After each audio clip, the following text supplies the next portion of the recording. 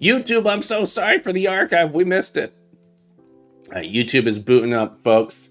Give it a second here. All right, we're live on YouTube. No one told me. No one told me we weren't live on YouTube. How sad.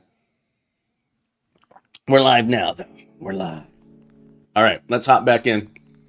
So my player input controller here, and this might be our dungeon controller, I'm not 100% sure, but our player input controller, what I want is, this is just listening to inputs and broadcasting them out to the world. So we're going to have a public Unity event here, and this is going to output our movement actions on movement action. Okay. So this will be a thing that, and we'll set this to default here. This is kind of driving me a little bit crazy. I'm not sure how I feel about it. But I hope it picks up, SkyDriver. All right, so we have this on movement action. And what we're going to do is we're going to go through all of the different input mappings here. This is why I wasn't sure if I wanted to do it this way. I thought maybe it made more sense to make a loop here. These might need to be in an array. Maybe that's what I do. Maybe that's what I do here. This feels okay, but it's not very extensible, right? And so I'm going to do the following. I'm going to have to redo all my mappings, but that's okay. I'm going to create a serializable public. Can I make this a? This is interesting. I wonder if I can. I can't make it a. Maybe I can make it a record. No, because there's going to be fields. That's right. Play hard, work hard. Soul and Sword, we're doing it. We're playing hard. We're working hard. I hope you're playing hard. I hope you're working hard. I hope you're having fun wherever you happen to be. Happy Tuesday, my friend. Welcome back to the stream. Soul and Sword. Let me know if I'm pronouncing that correctly. It says Soul and Sword for me. If you would like me to pronounce it or say you refer to in a different way, please let me know. We got all this player movement. Action mapping here, and this is going to be a class that is serializable. It has two entries: public key code key, and it has a public movement action. So this is actually what I think I want here. My player input mapping is just going to end up being an array of these. So we're going to have a public array of movement action mappings. We're gonna call this movement actions, like this. Let's get a set, and we'll have it be a default here like this. I think I like this better, because now in my update here, I'll be able to do a for loop. That and it's a little bit more extensible. If I add more movement actions, I don't have to update all of my things. I can just add these in one at a time this way. So now my input will be for each movement action mapping. This might be mapping entry mapping. Well, your Hawk, all right, Soul and Sword, gotcha. Ooh, what a cool Mario emote. I think that's Mario. The Aldo run. You see my Java coming in there for a second? My Java almost took over. Input mapping dot movement actions. In Java, this is how we write in Java, it's called the enhanced for loop, and we use this colon instead of the word in. My break's over, so I'm going to go into lurk and fight again with Tomaps. SkyDriver, do it. Destroy them, defeat them. Let us know how it goes. Thank you so much for popping in. Have a beautiful day, my friend. Keep coding, keep growing, keep being the best you can be. You're welcome back anytime, my friend. Gotta let us know how it goes, though. Say if input dot get key down, I believe, returns true during the frame that the user starts pressing down the key identified by the key. All right, get key down. So in the frame that they tapped it, get key down.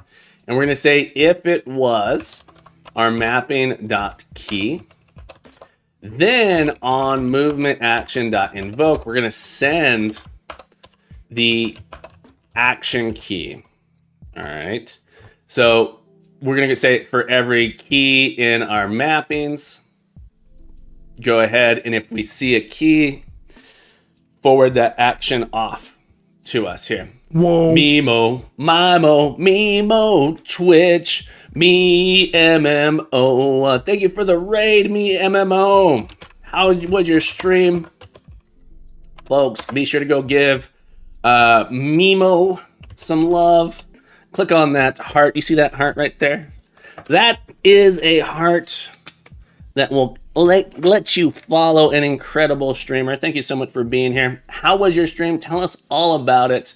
And then, folks, give them some love. What were you up to today on your stream, my friend? Thank you so much for bringing your crew in here with us. Welcome aboard. Lance, great to have you again. Congratulations on number 15, my friend. Nice work. Nice work. Okay, so we have this. Let's do a build. Like a so. And now what we can do is not much yet, but we can come into Unity. We can refit. We can rewire all of these. Hi, everything fine. Thank you. And you, I'm doing absolutely wonderful.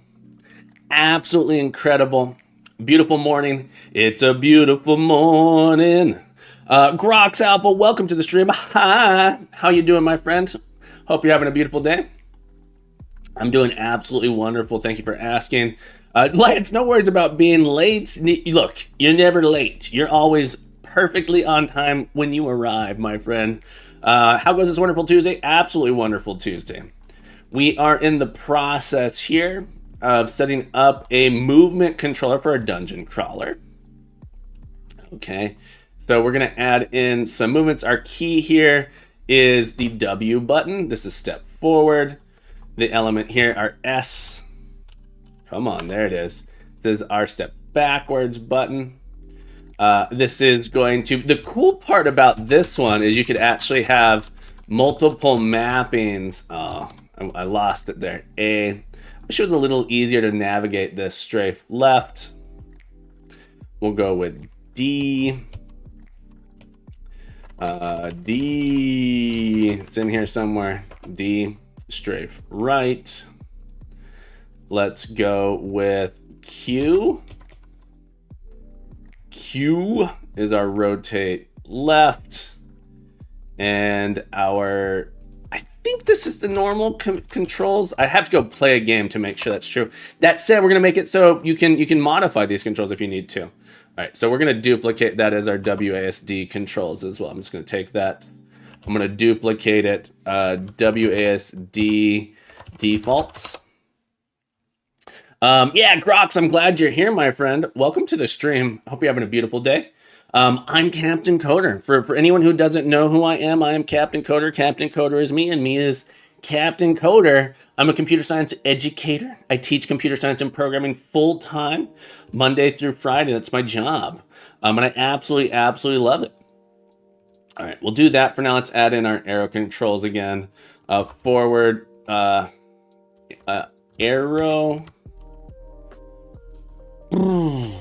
Trying that in the arrow is painful.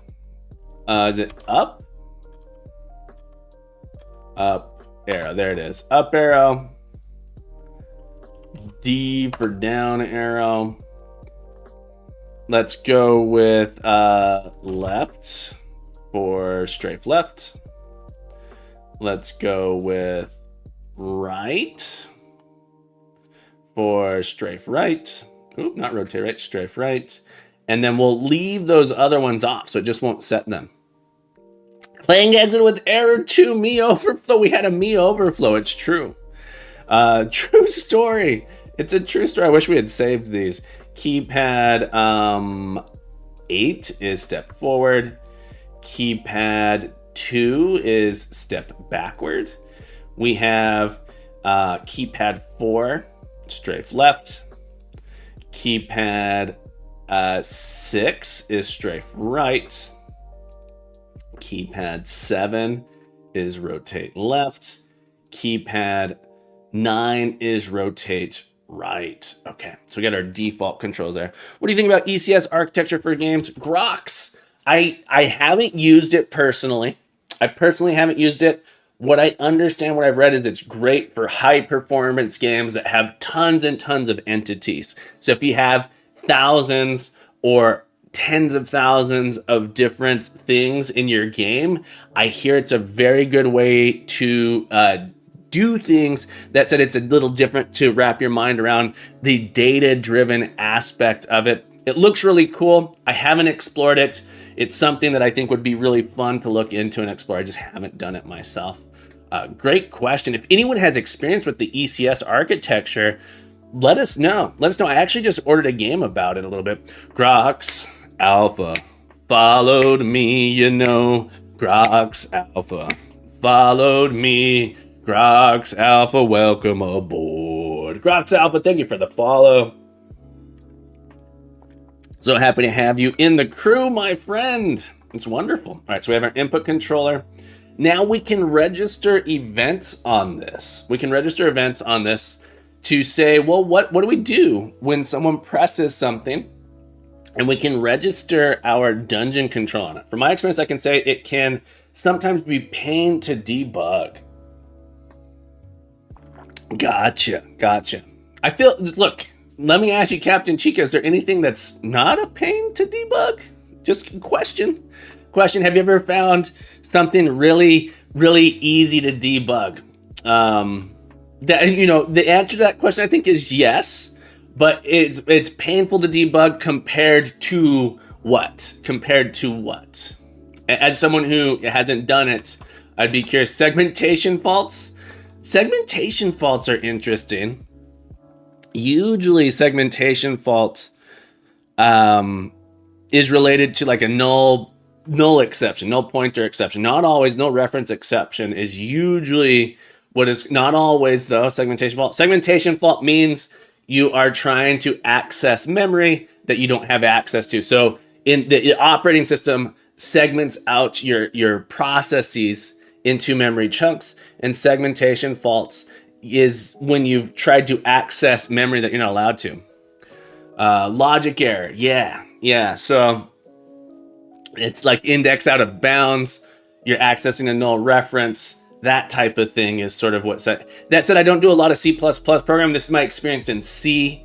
Let me preface with that. Are you saying you're getting segmentation faults in Unity, in like C# programming? That could be painful. That could be really painful. I could see that. Okay. I want to have class equals null pointer class member. Yeah. Okay, so I have my player. These, I want to forward these off this way. So I need a dungeon. I have a dungeon controller. My dungeon controller, I think, will have a player inside. So here's a question. What does my data model look like for my entire game state? My dungeon controller here. The dungeon, I think, is separate. Or does the dungeon have the player associated with it? I know at the end of the day, I want to call this method that takes a dungeon and a player view and a movement action. I almost have all of these things. The one thing I'm missing here is the player view. Better question, how does your memory look like? Better question, how does your memory look like? Are you referring to segmentation fault in particular? Let me think here. My player view, dungeon, player view, movement action. Where do I want to put my player view? In my Unity scene, I have a player view. Maybe I should have a player view controller. In general, what does my memory look like? Just like in general programming, you sort of stack. So the general concept, what is most commonly used these days, is stack and heap architecture, right? Or memory management, where you have a stack for your method and function calls. The stack builds up, and then you have a space for persistent memory called the heap, and you put things over there. And you can ask the operators if you need more memory. Say, hey, give me some more memory, and your heap gets bigger. You have a chunk of kind of if you need more space. I've used some ECS in Bevy, Rust, but I've put a lot of effort on understanding how pure ECS works in particular, but it seemed to me that it was worth it. Cool. I'm glad to hear that, Crocs. I've been wanting to, so I ordered the book. What book? And it should be coming. I'm really excited about it. Game Architecture, 3rd edition. I just ordered this book. I'm really excited to start reading this. And I think it talks a little bit about that stuff. This isn't a specific... I think they have C++ examples, but this book, I think, is going to cover a lot of those thought processes of how it's done. Stack, Keep, Permanent Arena, and Temp Arena. Gotcha. Oh, you're referring to when you're doing C++ programming. Yeah, I haven't done a lot. Like I said, I haven't done a lot of C++, and I will usually split arenas in smaller arenas and cylinders. Okay. Yeah, I tend to let my C#, let my garbage collector manage that for me and try not to worry too much about it. But that said, maybe I should start doing a little bit more in that. I need a game controller. I think I need something that knows, let the OS do heavy lifting. Yeah. I think I need something that knows where all of this is. So I have my player dungeon controller. Maybe it's called my player movement controller. See, this is where naming gets weird. Player movement controller should be what this is. All right, we're going to rename this movement controller. Let's rebuild and let's fix this real quick. Unity should get the message here in just a moment. Nameless Coda, good morning, how are you? Congratulations on number 16. Thetra, yo, welcome back to the stream. The project failed today. Oh no. Project failure. Was it, I'm assuming that's an, oh no, it's not. I'm assuming you didn't want the project to fail. Remove this component. Let's add in our player movement controller. User defined. There we go. Now we have our mapping of things. The school thing. Oh, totally failed. The project totally failed. Tell me what happened. What happened? That's too bad. They offered us a cheap package for one class. Is cheap? That sounds pricey. Unless those are pennies. Unless that's in a like, maybe if it was in a very that's a lot of money, right? That's is that 3,500 euros? That's a lot of euros. Dream prices for a school. Yeah, that's too bad. I'm so sorry to hear that. I'm sorry that happened. It's a lot of euros. How much is that in US dollars? 3,500 euros to USD. It's a lot of USDs. Look at those United States dollars. It's a lot of money. It's a lot of money to dish out for a school. Not but we'll buy one pack.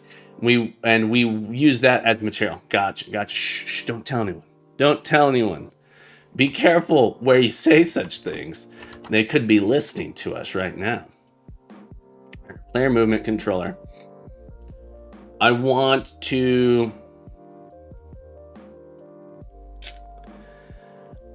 think I want to have a place where all of this information is together. So in this package, I think I want to have, I need like a game state. And I'm trying to decide where exactly to put it. And I'm trying to do some functional-esque programming. The problem I find with one of the challenges I have found with functional programming is if I haven't fully thought out the problem. If I'm not entirely sure, if I'm just prototyping, it makes it difficult to change my code later from the my record types and stuff. I add something to a record type, I have to change my code everywhere because now the constructor is different.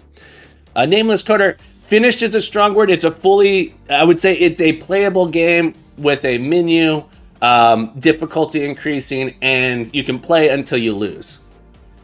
Finish is a strong word for it, but it does get increasingly difficult. Your secret is safe with us. I need a class here called Dungeon Crawler. Okay. And namespace. We'll probably I say that. I would like to come back to it at some point. Public class Dungeon Crawler. And the Dungeon Crawler has a... this is where like the tests are interesting. Maybe I don't put this here. Maybe this is directly in the Unicode. Dungeon Crawler. We need the player view.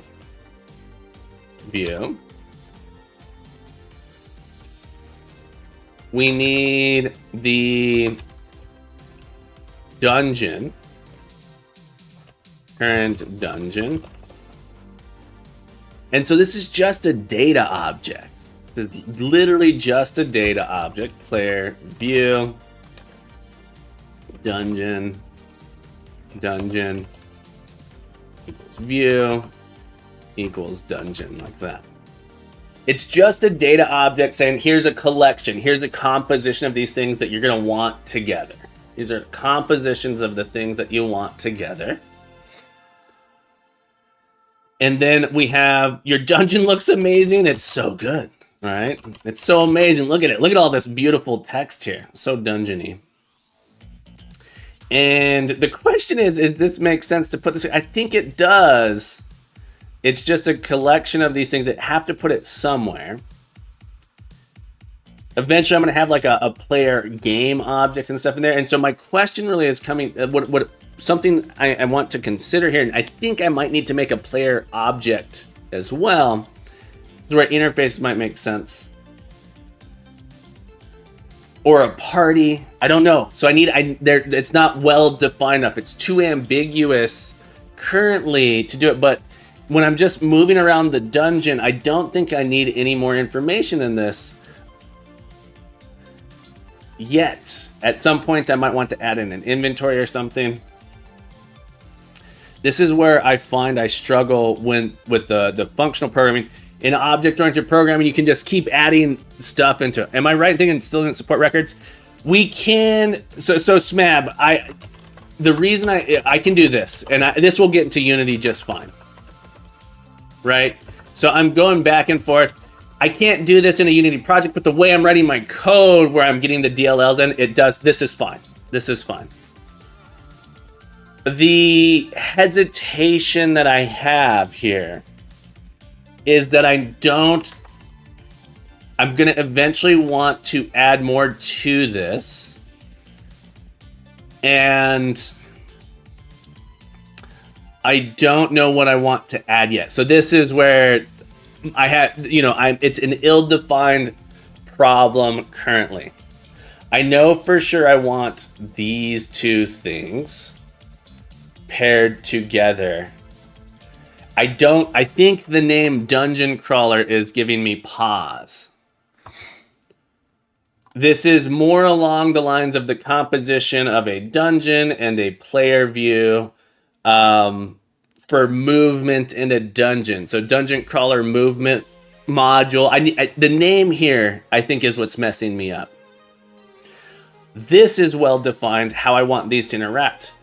What is Dungeon Crawler? Yeah, exactly. That's exactly right. It's like, I don't know what Dungeon Crawler is. What I'm trying to do right now is create a data type to go along with where naming is a problem, right? I'm trying to create a data type to go along with why I want to create a data type that has these two things in it. To the idea being this is part of the movement. Start by trying to stick a summary comment on it and defines its function. Okay. Of the dungeon crawler class, trying to explain it often helps. Yeah, so that's what I did with this. I started writing a unit test for it. I'm trying to take this and put it into Unity now. So here is given a dungeon and a player view attempts to performs the specified movement action. And then there's like a list of things this does, right? So this one makes sense to me. When I started writing my unit test, I was like, okay, this is how I want my interaction to be.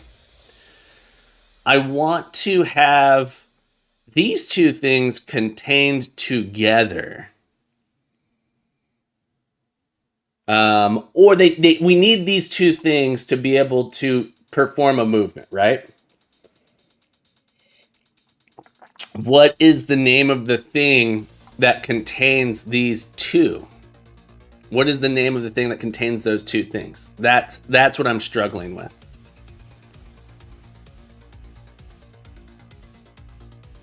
It's not dungeon crawler. It's like dungeon crawler, dungeon crawler movements information, it's dungeon crawler information, like location information. What is it describing? It's just a combination of the dungeon. I like this order a little bit better here. It's the combination of these two things. And so I'm anticipating a problem that doesn't exist yet. And I don't know what that problem is, and that's why I start over-engineering something. If you aren't persisting them anywhere together, do they need to be one object? How often are you passing those two things together? Every time the user presses a button. Every time the user presses a movement button, we're doing this. So pretty frequently we're doing it.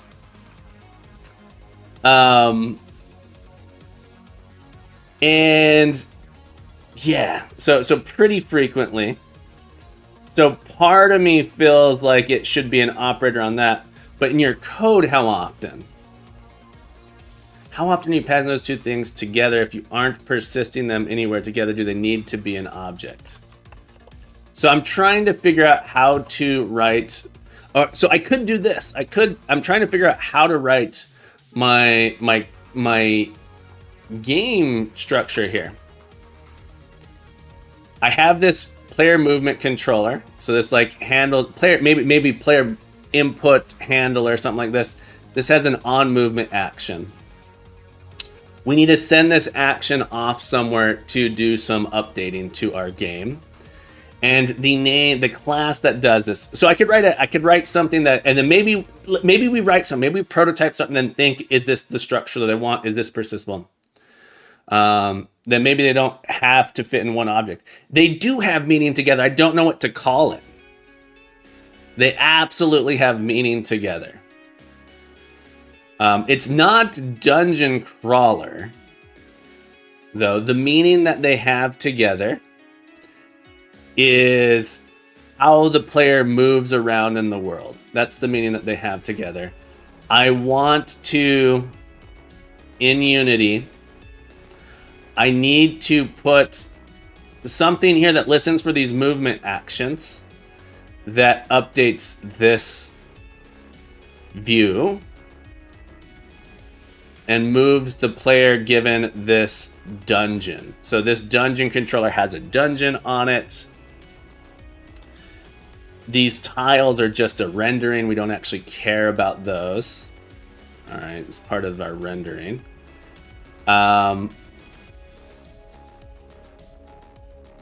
This game state is sort of here. We have our dungeon controller we have our player view inside of our game state.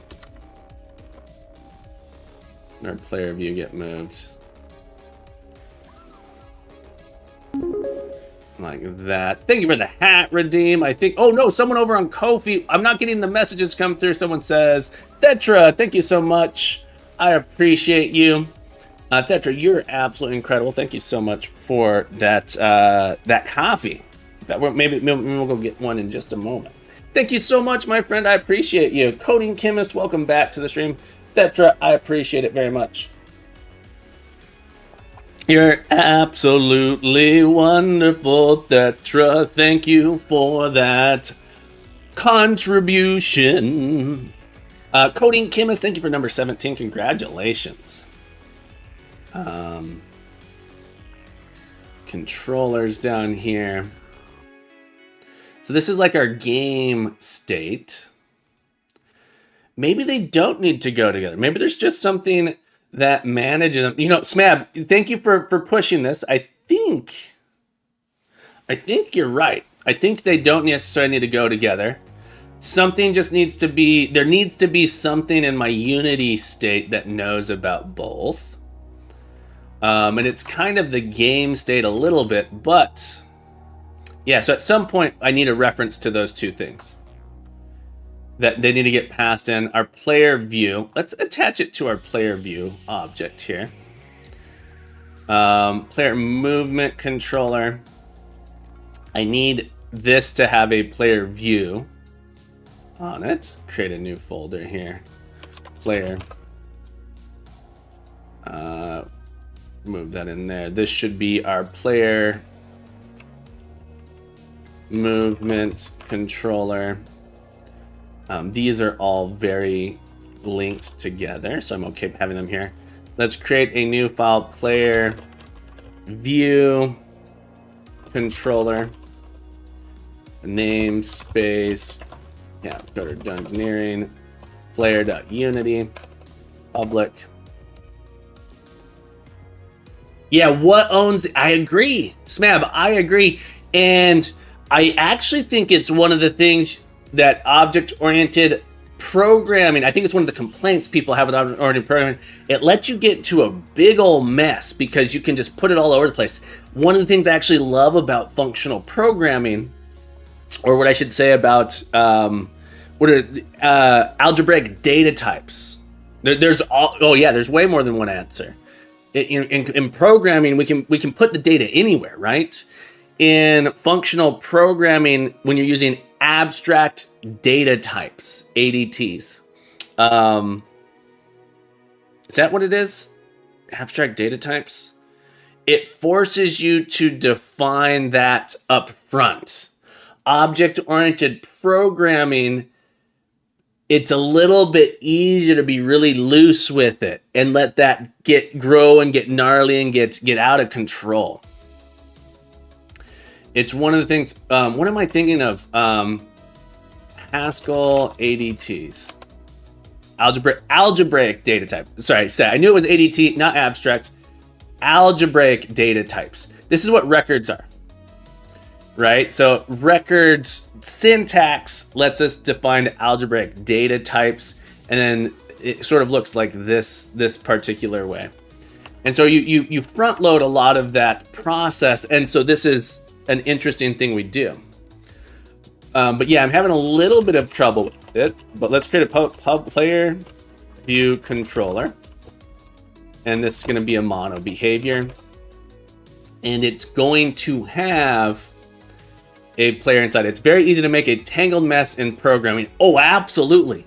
Absolutely. There was some video I was watching, which was super interesting. Player view. Player view. View. Get set. I'm not sure if I want to have it get set. Yeah, welcome back to the stream. We are working on our Dungeon Crawler Jam code. We're working on making a player controller, player movement controller, so we can move the player around. We have a player view here. And really, what's going to happen is when we do this set, this is what I want. When we set this view, it's going to move our player to a position. So internally, I'm gonna have a private player view. And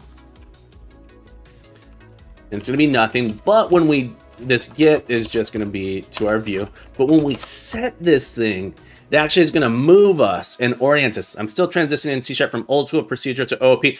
Smab, the guy you sent me, I can't even remember the name right now. I've been watching his videos. His videos are fantastic. So good.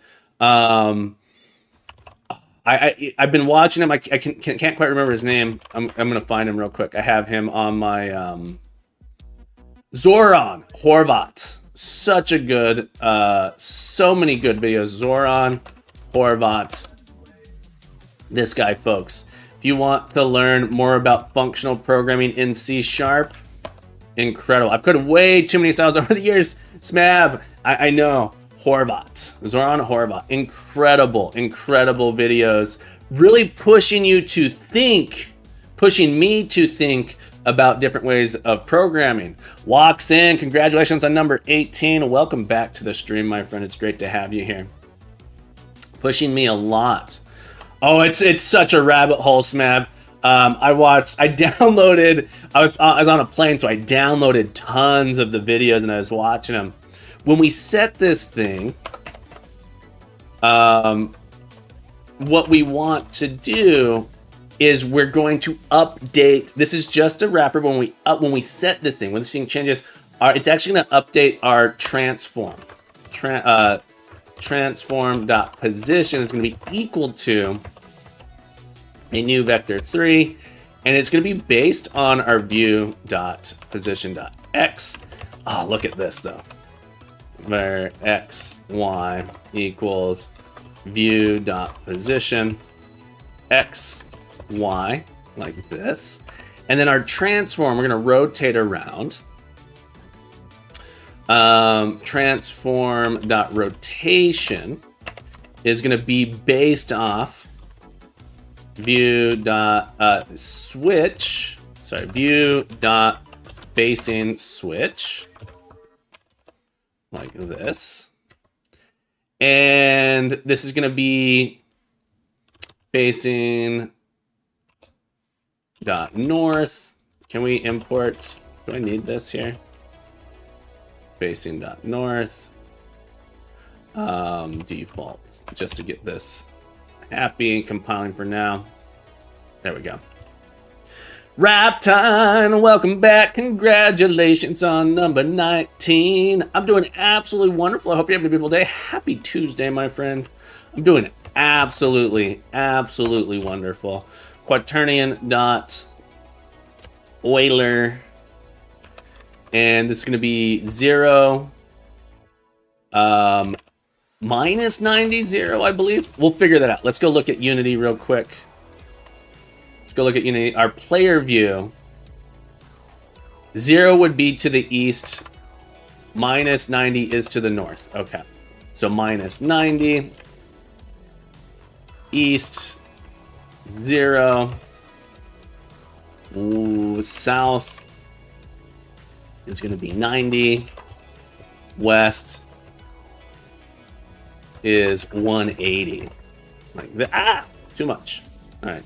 And then we will say throw new unsupported, not implemented, unexpected facing view.facing, like that. So this is cool. When this player view gets set, it automatically updates our view controller here. And we might create some different behaviors for this, but for now, this is pretty simple. I think this is pretty simple. We have our player view controller, and we register this. Let me think if this is true. Something player movement controller. This isn't our player movement controller, it's like our player input handler. Movement controller feels like a misnomer here. This feels pretty good. And then there's something that ends up setting this value. So there should be an object somewhere that is handling. Yeah, so I'm going to create a movement controller. This is the thing that reads the movement. It pulls in information, and then that broadcasts out. And we can turn things on and off to listen to this thing. There's a game manager that knows what mode we're in. So a game manager needs to know what mode we're in, and that mode determines where this information gets sent out. We're gonna start with I'm gonna create a crawling movement like controller. Dungeon. This is where the name gets weird. Public class. This view controller makes sense to me. The thing that's not making sense to me is the objects. We have our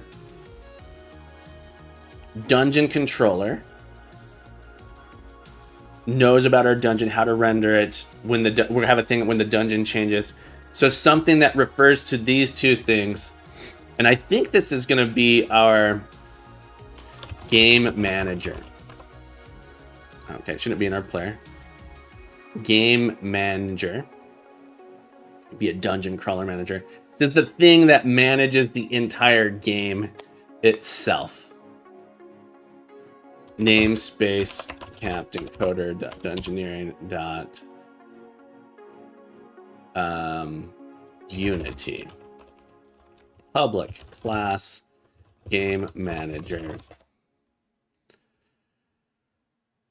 Mono behavior. This thing is going to have a player movement controller. No, it doesn't have a player movement. It's going to register on a player movement controller.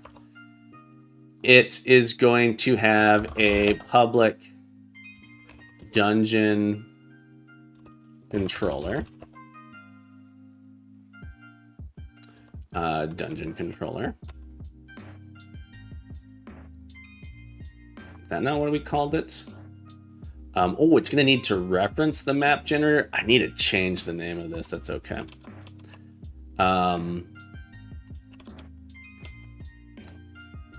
It's weird that I have dungeon controller here. This feels weird. What's related to yeah, feels a little bit weird here. CD Unity dungeon crawler Unity.net add reference map generator. So at that point, shouldn't they just be in the same package if they're reliant on each other? So it feels like maybe those should be together. Because they're not actually separate. It's just a module. It depends on the other one.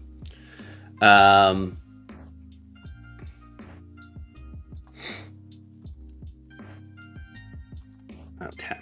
We'll start with that. Public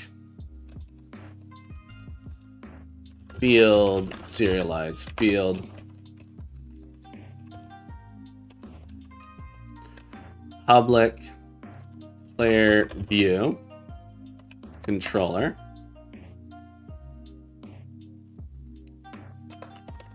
Get set field serialize field.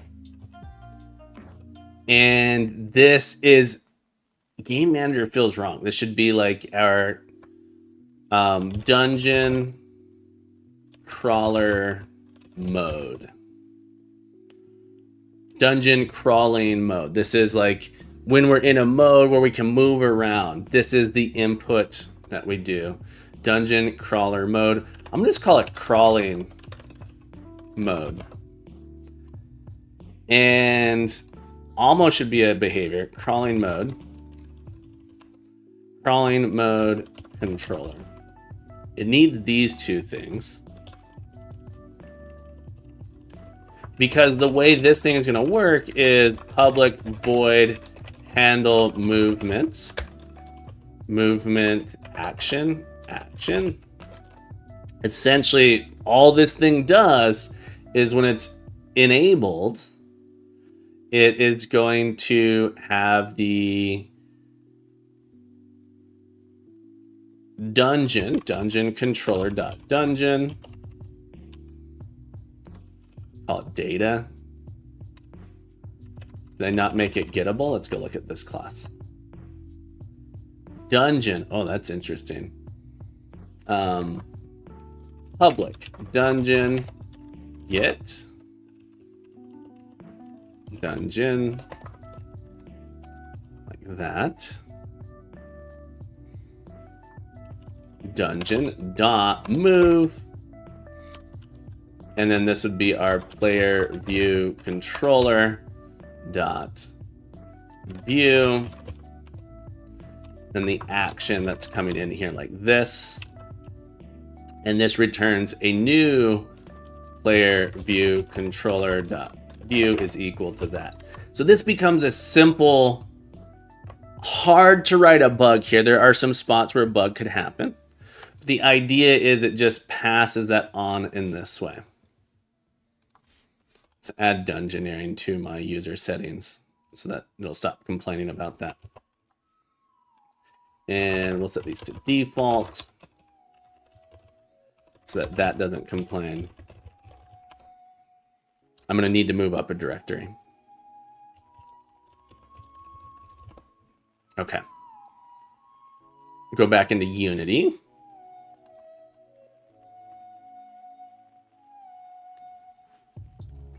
Let this load for a moment.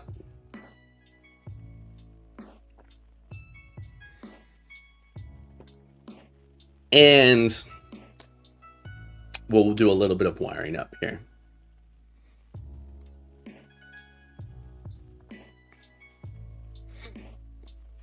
Okay. It's not a real error. This error here is interesting.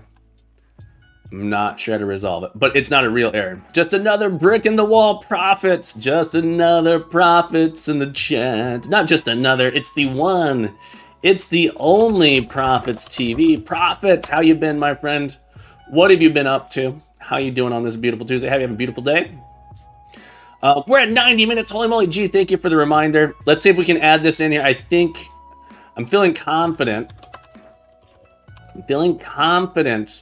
That we will be able to wire this up here. Let's create a game controller. Might be game controller. We're gonna add in our crawling mode controller. Our dungeon controller's here. Our player view is here. Will it...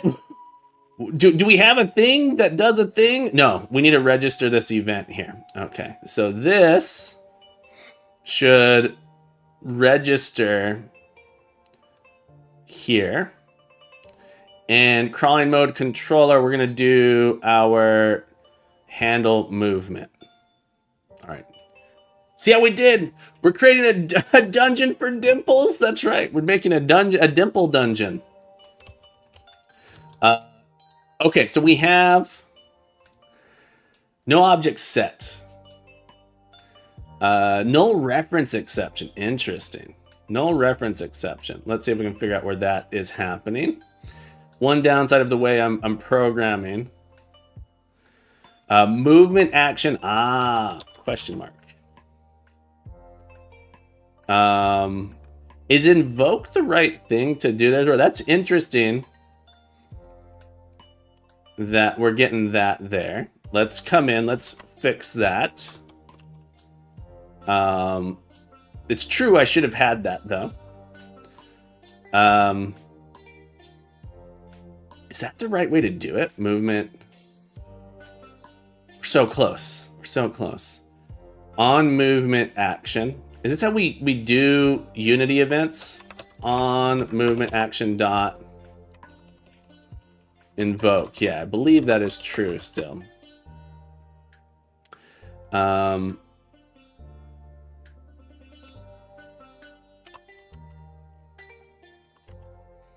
Should I... Is this doing something that I don't want it to do? Let's do a build here. But yeah, we are working on a Dungeon Crawler Prophet for the Dungeon Crawler Jam 2024. We're building a little bit of an engine. We don't know the theme yet. We're sort of working a little bit blind.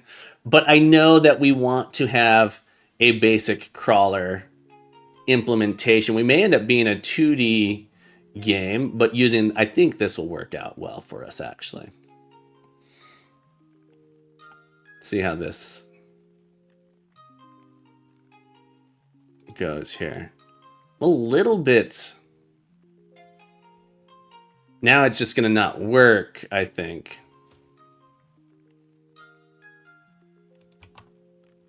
No reference. Okay, it's still...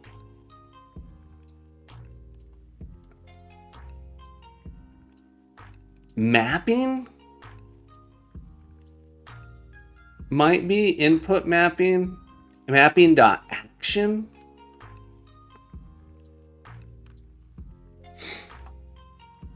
Let's look here. Let's actually read the error. In move, null reference object reference not set to an instance of an object. In our player controls line 24.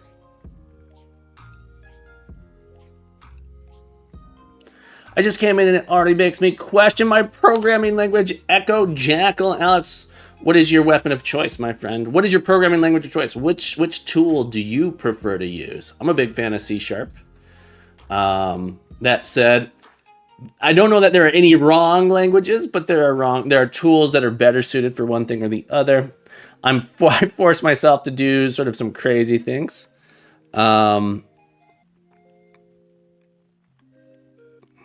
At this handle movement on update.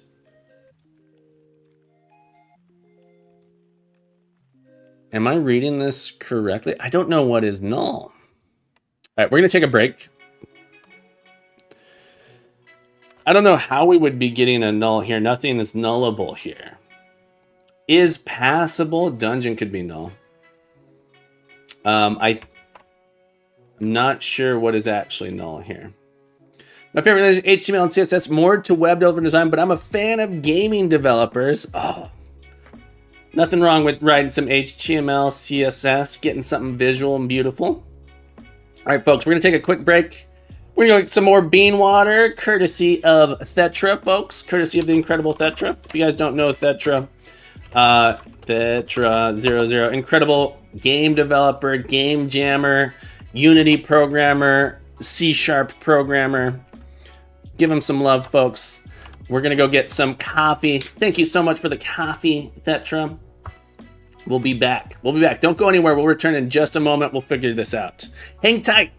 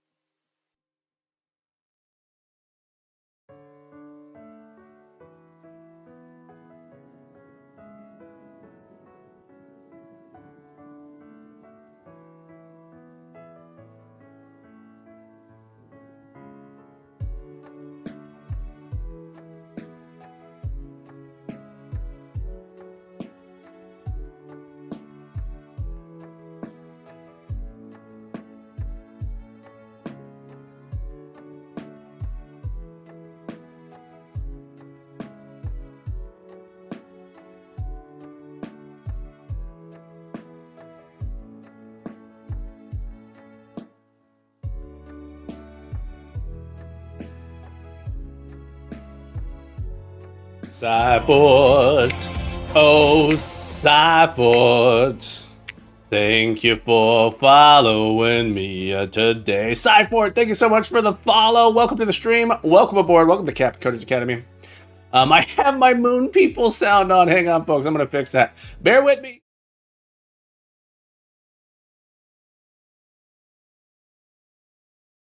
And we're back. The Moon People song. It was turning on every time I switched scene. That's hilarious. Welcome back, folks. I hope you didn't miss me too much. I missed you guys. Let's get some stretches and let's stretch out those forearms a little bit. Look, if you're like Captain Coder, you're hunched over your computer all day like a coding troll. Maybe you're an internet troll. Maybe you're a cave troll. Maybe you're a basement troll. Whatever type of troll you are, you deserve some love. Let's get that forearm stretch. Help prevent those RSIs. Take those fingertips, pull them back till you get a little bit of tension on that forearm, and you're just going to hold it there. Oh, yeah. Doesn't it feel good? Taking care of ourselves, loving ourselves. I missed that headache project. What headache project was that, Jackal? Yeah, leaf waters, plant fuel for sure. That plant fuel. Fuel yourself with some plants. Get yourself some green leaf water. Go and roll that wrist out, folks. We're going to switch sides here. Take that hand, stretch it out, pull it back. Oh, yeah. Oh, yeah. Feels good. Loving ourselves the way we deserve to be loved. Taking care of our body, taking care of our health. Making sure we don't get that carpal tunnel. No one wants carpal tunnel. No one wants carpal tunnel. I don't know. Maybe someone does. That'd be a weird thing to want. Go ahead and roll that wrist out. Oh, yeah. Oh, yeah. Let's get some shoulder rolled in. Take those shoulders, move them up, back, and down, and roll the shoulders back. 2, 3, 4. Add the elbows. Yeah. 2, 3, 4. Full arms. Sorry, Echo. I'll slow down. 2, 3, 4. Roll them forward. Oh, 2, 3, 4. Add the elbows. 2, 3, 4. Full arms. 2, 3, 4. Oh, shake it out. Shake it out. Doesn't feel good to be alive. Doesn't feel good to take care of ourselves. Oh, let's get some neck rolls in.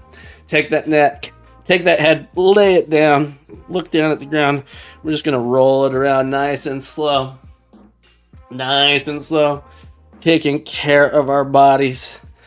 Don't try and force it into any particular position. If it hurts, stop. You don't want to hurt yourself.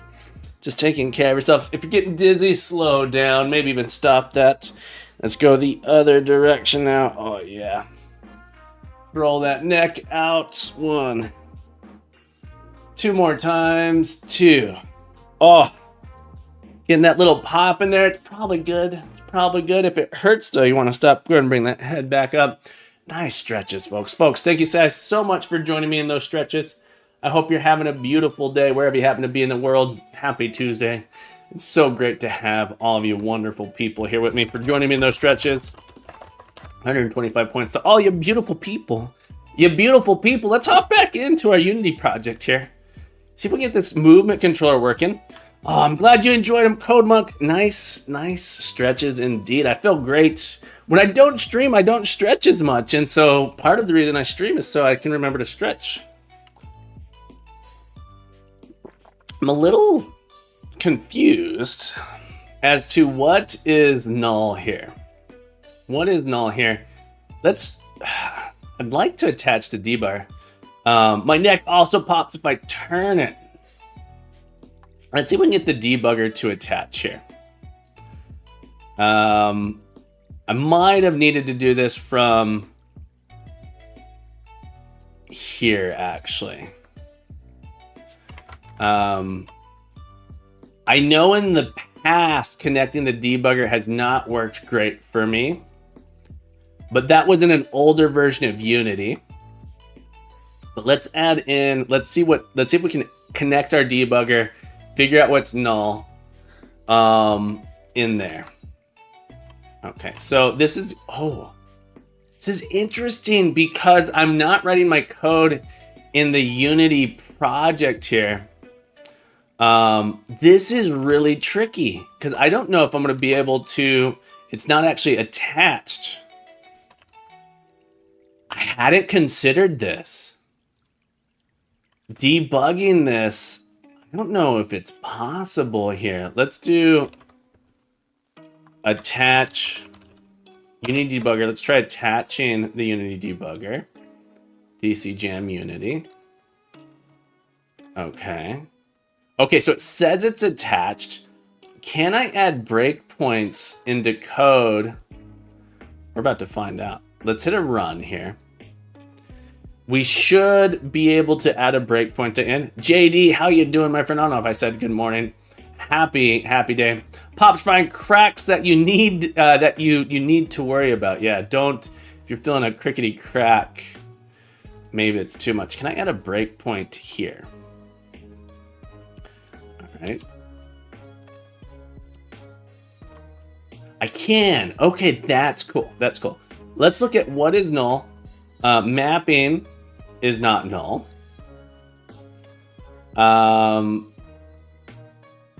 Move this movement. Invoke is null. There's nothing inside of this movement action. That is really interesting.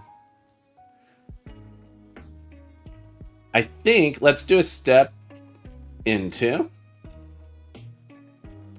step over, step into, step into.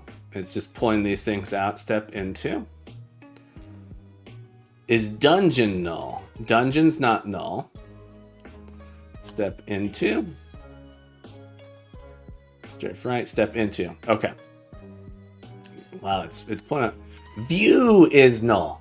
This makes sense. This makes sense. I never set this. Why the screen turn yellowish? This is, so I'm using the debugger. This line of code is saying I'm about to execute this line of code. This line of code is not executed yet. We're about to execute it. Good XP. Welcome to the stream. How are you on this beautiful Tuesday? So that yellow line is what we're debugging. It's saying that I'm about to run this line of code, and my debugger, where'd my debugger bar go? Here it is. There's this bar here that I can use that says, execute this one line of code. And now we're here. Now we're here, and I step into this thing. What's happening is I can now observe all of my variables one step at a time. It's useful for debugging. Notice here, view is null. So I can look at what is the state. Action happens to be strafe right. Dungeon happens to be this thing. It's so useful. It's a really good skill to learn, Anonymous. Gotta give those JDs out. That's right, JD. Folks, if you guys don't know, the incredible JD does dev. JD does impersonation. JD plays sax. Like you're talking with Captain. Let me see if I can do my Captain impression. Go give him some love. I am check out that stream. Not the Captain, but my eyebrows also working on some Godot stuff. When's your next stream, JD? What are you working on in your next stream? Tell us. Tell us. We need to know. Yeah, so it's super useful, Jackal. It's a super useful tool to know how to learn, because I was going like, I don't know what's null here. So now I can step in and say, okay, well, show me what's null. Let's go ahead and disconnect that. So now I know that my player view is null. That makes sense because I never set my starting player view position. Okay, so what I can do, I believe, what I'm going to do, let's go into my player movement here. Am I opening the right thing? Yeah, okay. My player view controller, at some point I have to set this thing. So what I'm gonna do is on awake, public void awake. When this thing starts, I'm just gonna set my view equal to a new player view, new position, 0, 0, and then facing east, north, sure, east. That is what's going on. I didn't set it a default one there. JD says, in the next stream is going to be attaching a skeleton to a 2D sprite in a 3D world because I like to suffer. Yeah, I was watching you suffer a little bit last night. Connie Dev was helping you out. with that. I was lurking a bit, you know me, at that time of night. Around, I start getting pretty tired around. I think it was like 6 p.m. my time. Pretty late for me. .NET build. Send this back here. Connie, Dev, we love you. Connie, how you doing, my friend? Balint, it's great to have you here on this beautiful Tuesday. What are we drawing tomorrow, Balint, on Whack'em Wednesday?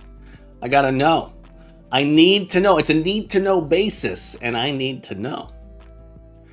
Skydriver, welcome back from your break. I hope you made some progress. JD, giving those out, JDs. JD, thank you so much for distributing those.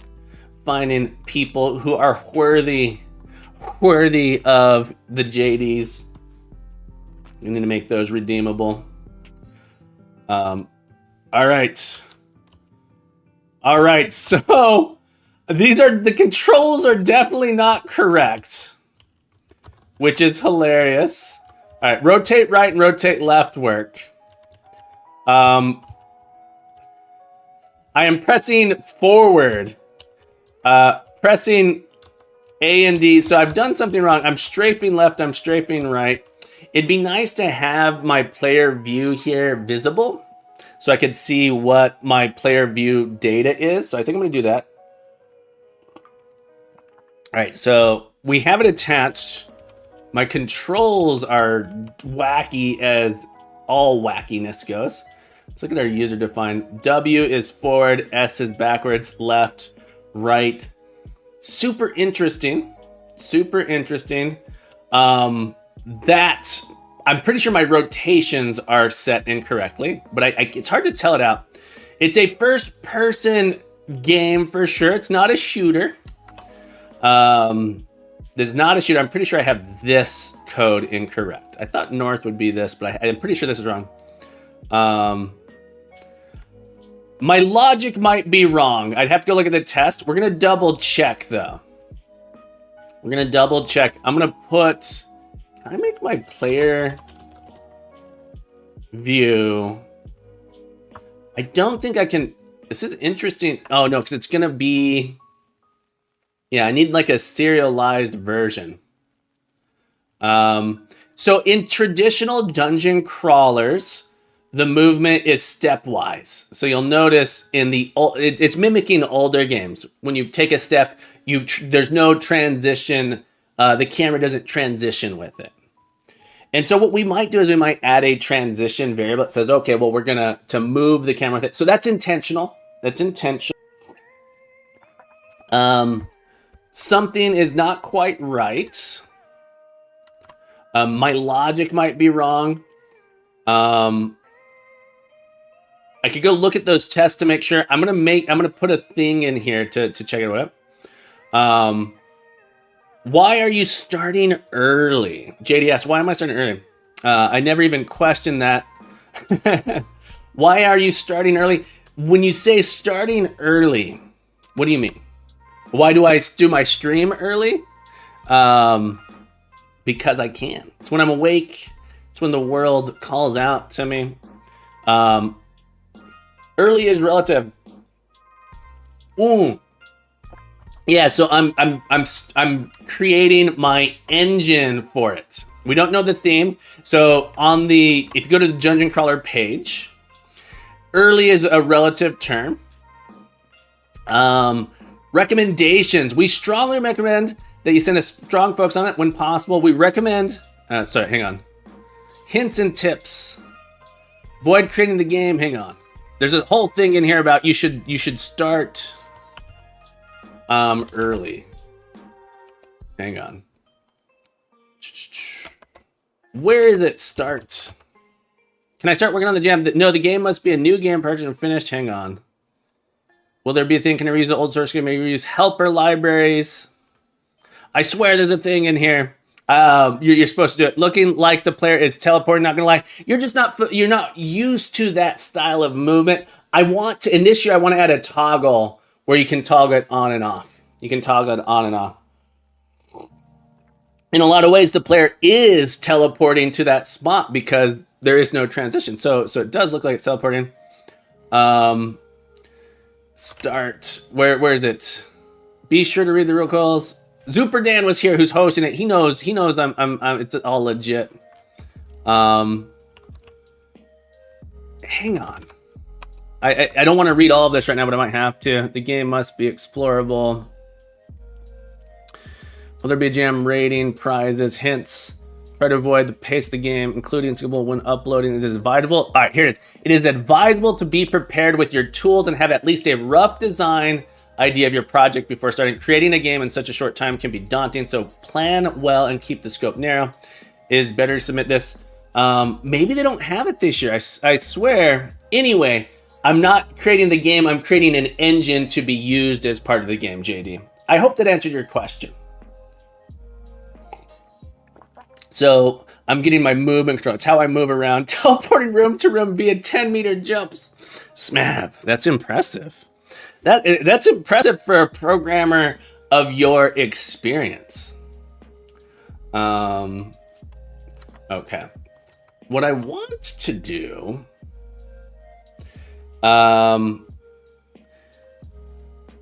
is what I could do is the following. Public. This is interesting. I want to be able to see these values in the inspector. It's a little bit annoying. Public. I know my X and Y. I might have these wrong. Do I have these wrong? Hang on. Do I have the X and Y wrong again? I bet I have my X and Y wrong. Yes, I have my X and Y wrong. That's what's going on. Because Y is actually the X-axis in 3D space because we have X and Z. That's what's going on. So this should be Y and X. There we go. Looks like the game using array and grid. For example, if the player at 0, 0 and the player hit the forward button, the player will teleport. Exactly. Exactly. Depending on where the player is facing. That's exactly what's happening. .NET build. See if this is correct. I'm not sure if this is true. I still think I want to have that information here, actually. Yeah, I'm not sure what to do about that, but bring it back in here. I'm genuinely curious since I've never done a jam successfully. If you want to do this particular jam, everyone, like if we go check out their Discord, everyone sort of has like these different engines that they use. I think in this particular jam, it'd be very, very difficult to do it all ahead of time. That said, last year, I spent time building like an inventory system and a skill tree and all kinds of stuff before the jam and then didn't use any of it. All right, there we go. So now we can move around like so. This is very standard dungeon crawler movement scheme. There we go. And now I can't move through walls, but I can sort of move around in this space here. So there is a teleport that's happening. We could add in a smooth. Okay, we've done it. We've done it. We've solved everything. We've solved it. Okay, beautiful. Let's bring in a different dungeon. Just so we can see that look horrible and crazy. But let's do it anyway. We got a random map. This random map's going to be awful, but let's do it anyway. Test dungeon, random map, boom. We'll run. We might not, the top left corner of the random map, 0, 0 might not be a something we can actually. There we go. Notice these paper, the wafer thin walls. There we go. So there's a little bit something. So I look forward to Catman Dungeon Explorer Smab. I was thinking that would be a hilarious way to do a Pac-Man Catman game where you just have like constant forward velocity. But yeah, now we're down in the dungeon. We have the perspective here. We could swap this out. I made some thick walls as well. Let's swap our dungeon controller with our prefab here. Thick walls. Prefab. Here, let's go to our prefabs. Thick walls might look a little bit better. The corners are messy on the thick walls, but this will allow us a little bit of flexibility depending on. It looks like 3D Pac-Man to me. It's true. It is 3D Pac-Man. There we go. So now we got some thicker walls. You'll notice the corners don't line up. So I was thinking of a way to do that, but this looks a lot nicer with the thicker walls like that. A little bit more labyrinthy. That said, no one would build dungeon walls like this. It doesn't matter that much, but the thin walls here look interesting. Oh, I'm all zoomed in. That's why everything looks fuzzy. I was like, why is everything so fuzzy? Pretty nice, pretty nice. The movement feels good. You can see around corners. That's one of the biggest things in Dungeon Crawlers. You want to be able to see around this corner to know what's over there. We can add in some maximum view distance to give it a little bit more of a Dungeon Crawler feel. But we have our basic movement control in here. I'm really, really happy with this. Now we can focus on building maps, adding in some different controls and stuff. Let's open up an issue on GitHub to decide what we want to do next. Well, hang on. Let's make sure this is all working. Bash check. Here. Exactly, Smab. Before I get crazy, did I add an issue? I wanted to add an issue on GitHub. Yeah, we're gonna do this one next. Is there an escape area? Anonymous, describe what escape area means. I don't know what escape area means.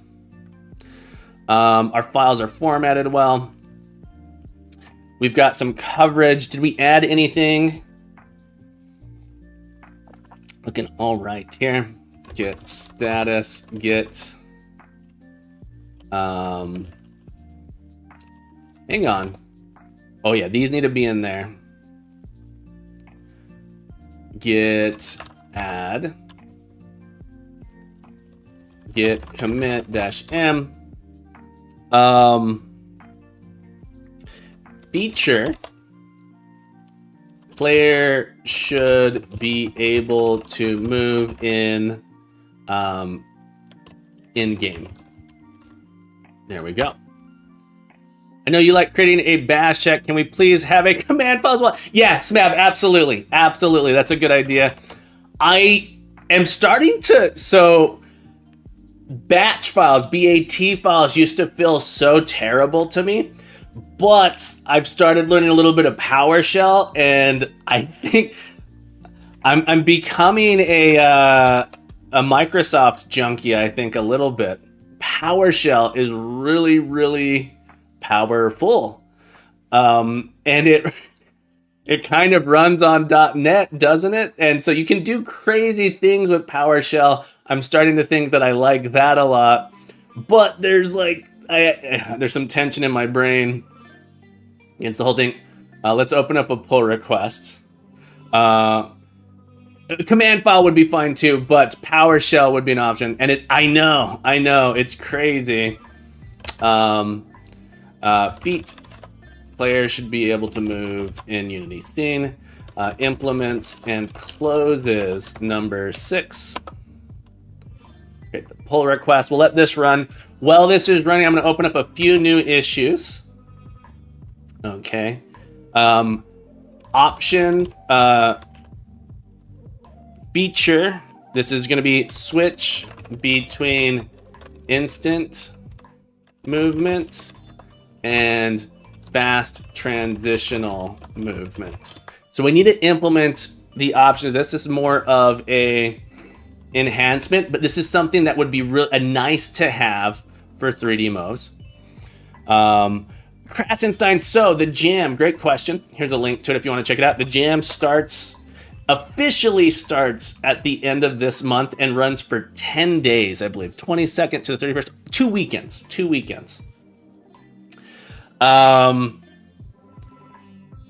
You're encouraged to implement like your base game, like movement controls and stuff like that ahead of time. So in some ways we can talk about it practicing. But I have a few PowerShell ones as well. Gotcha. But yeah, I'm having a great time. Microsoft says weird kink for OOP. I know. Me too, a little bit. Me too. Functional programming more than anything. So instant movement, fast transitional movement. We're gonna have another one here.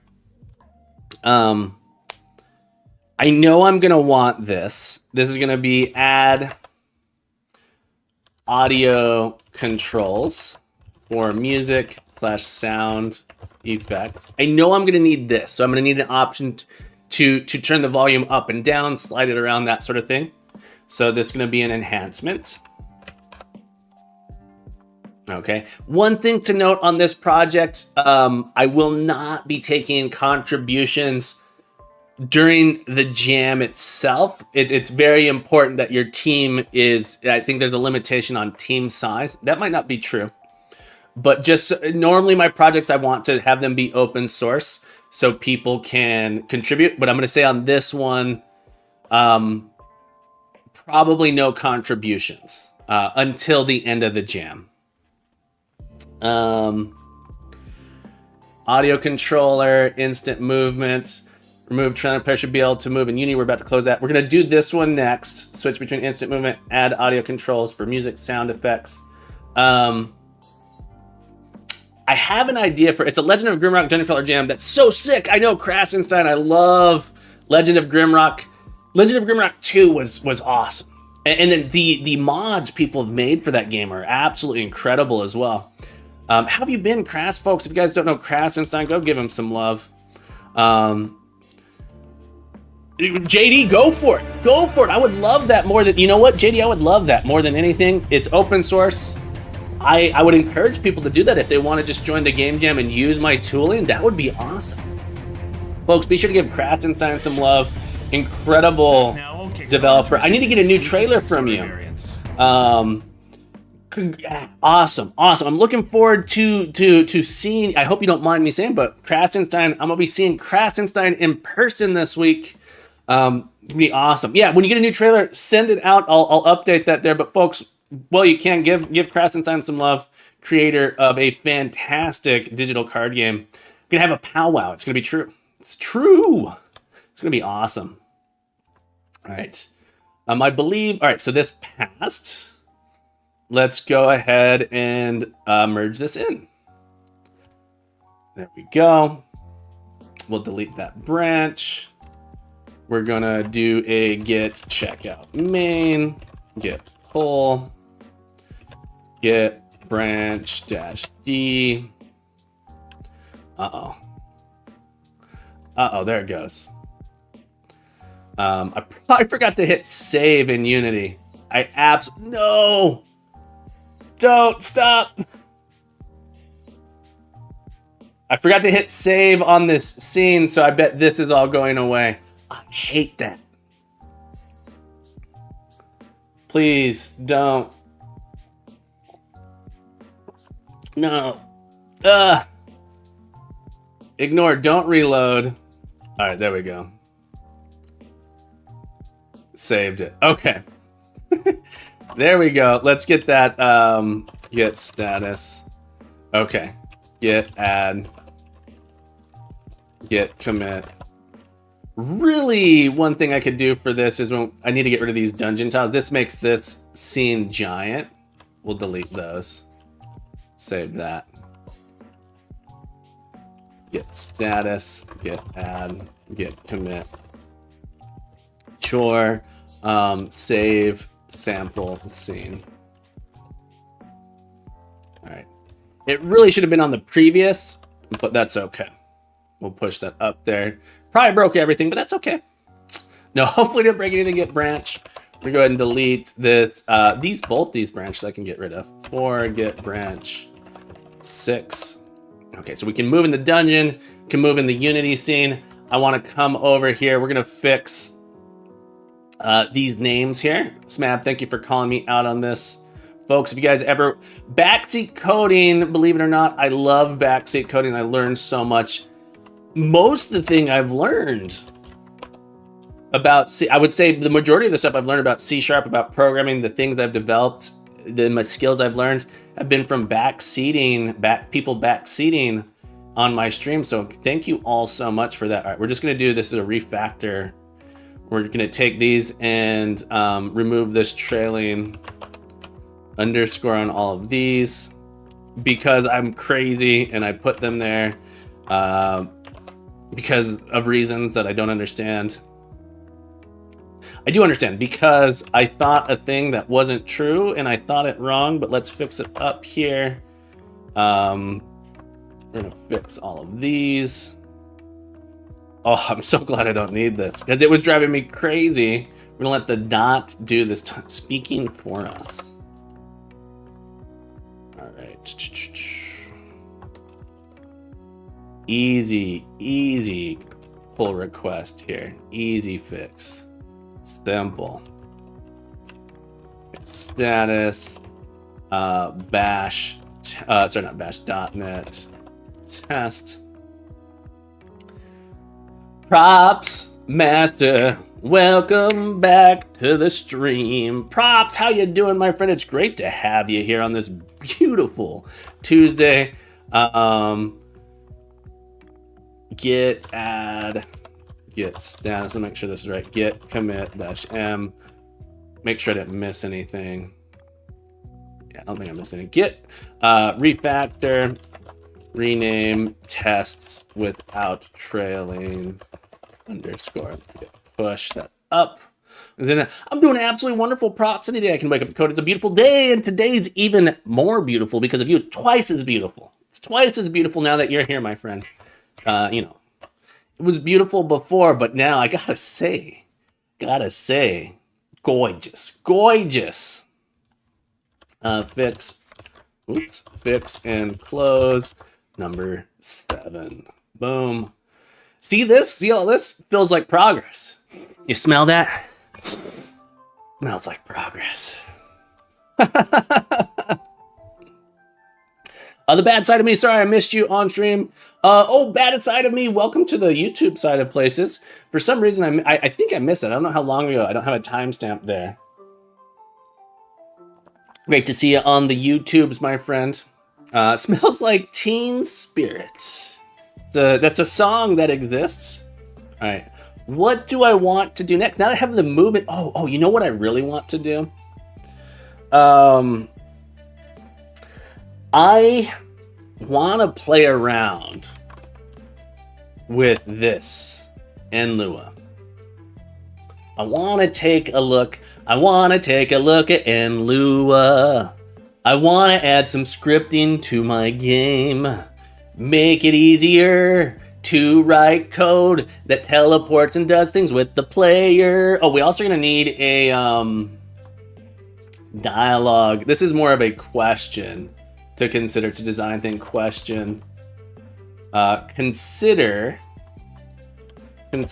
how to manage dialogue in the game. All right, so this is more of me saying this is a thing that I have to think about. I have to manage. Skydriver, thank you for the hat redeem. Skydriver, thank you so much for the hat redeem. I want a hippopotamus for game dev. A hippopotamus is all we'll do. I don't want no dog or itty bitty cat. A hippopotamus is all I want. Dr. Demento vibes, indeed. Okay, consider how to manage dialogue.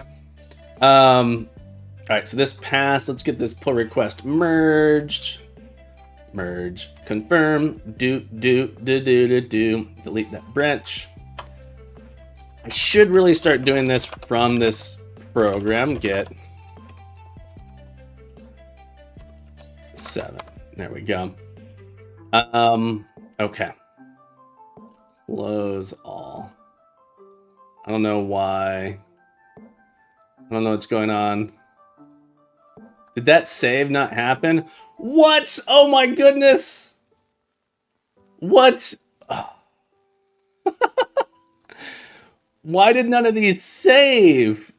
Oh my goodness. All right, we're gonna do something drastic here. I am very disappointed in myself right now. Very disappointed. All right. Sure, very disappointed in myself.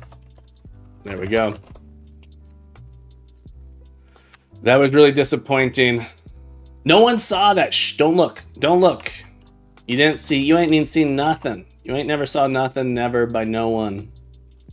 Should have done a little bit of a review there. Okay, so something I would like to do. There's several things I want to do. Okay. Let's think about the different things that we need to do. We need to be able to change out the tiles themselves. I want to be able to add in events. Okay, so we're going to say events are a thing I want to be able to have happen. Add event scripts to map. And the idea with an event script, this is what I would like to be able to do. I'm going to, and this is, I'm not sure how much I like this or not. My event scripts are going to be Lua scripts. I want to be able to add an event script to a map. And the events can have different triggers on them. So the idea being, maybe I'll switch to a dot cam and we can do a little bit of planning on this. We can write some stuff down to talk about what that means. Turn my dot cam on here. Okay, here's our dot cam. I've been looking at RPGs. I want to make, my combat system, I want it to be inspired by this game, Descent, which is absolutely awesome game. I would like to be able to do the following in my map editor. So I have a map editor. And we need the player to make the game interesting. When we move into different positions, we need to have different triggers happen. Okay, so events. Okay, I got a little bit of ink on me there. I would like to be able to, as a designer, I want to add an event to a map. Okay. So this is what I want to be able to do. So we're talking, this is a little bit reminiscent. You may be familiar with user stories. It's a little bit reminiscent. As a designer, so the person who's editing the map, I want to be able to add an event to a map. I want to describe what an event is. So the type of so we might want to be more specific. I want to be able to add an event to a map. Okay. And the event that I want, an event to a map, that occurs when the player steps on, when a player enters a tile. Okay, so a little bit more specific.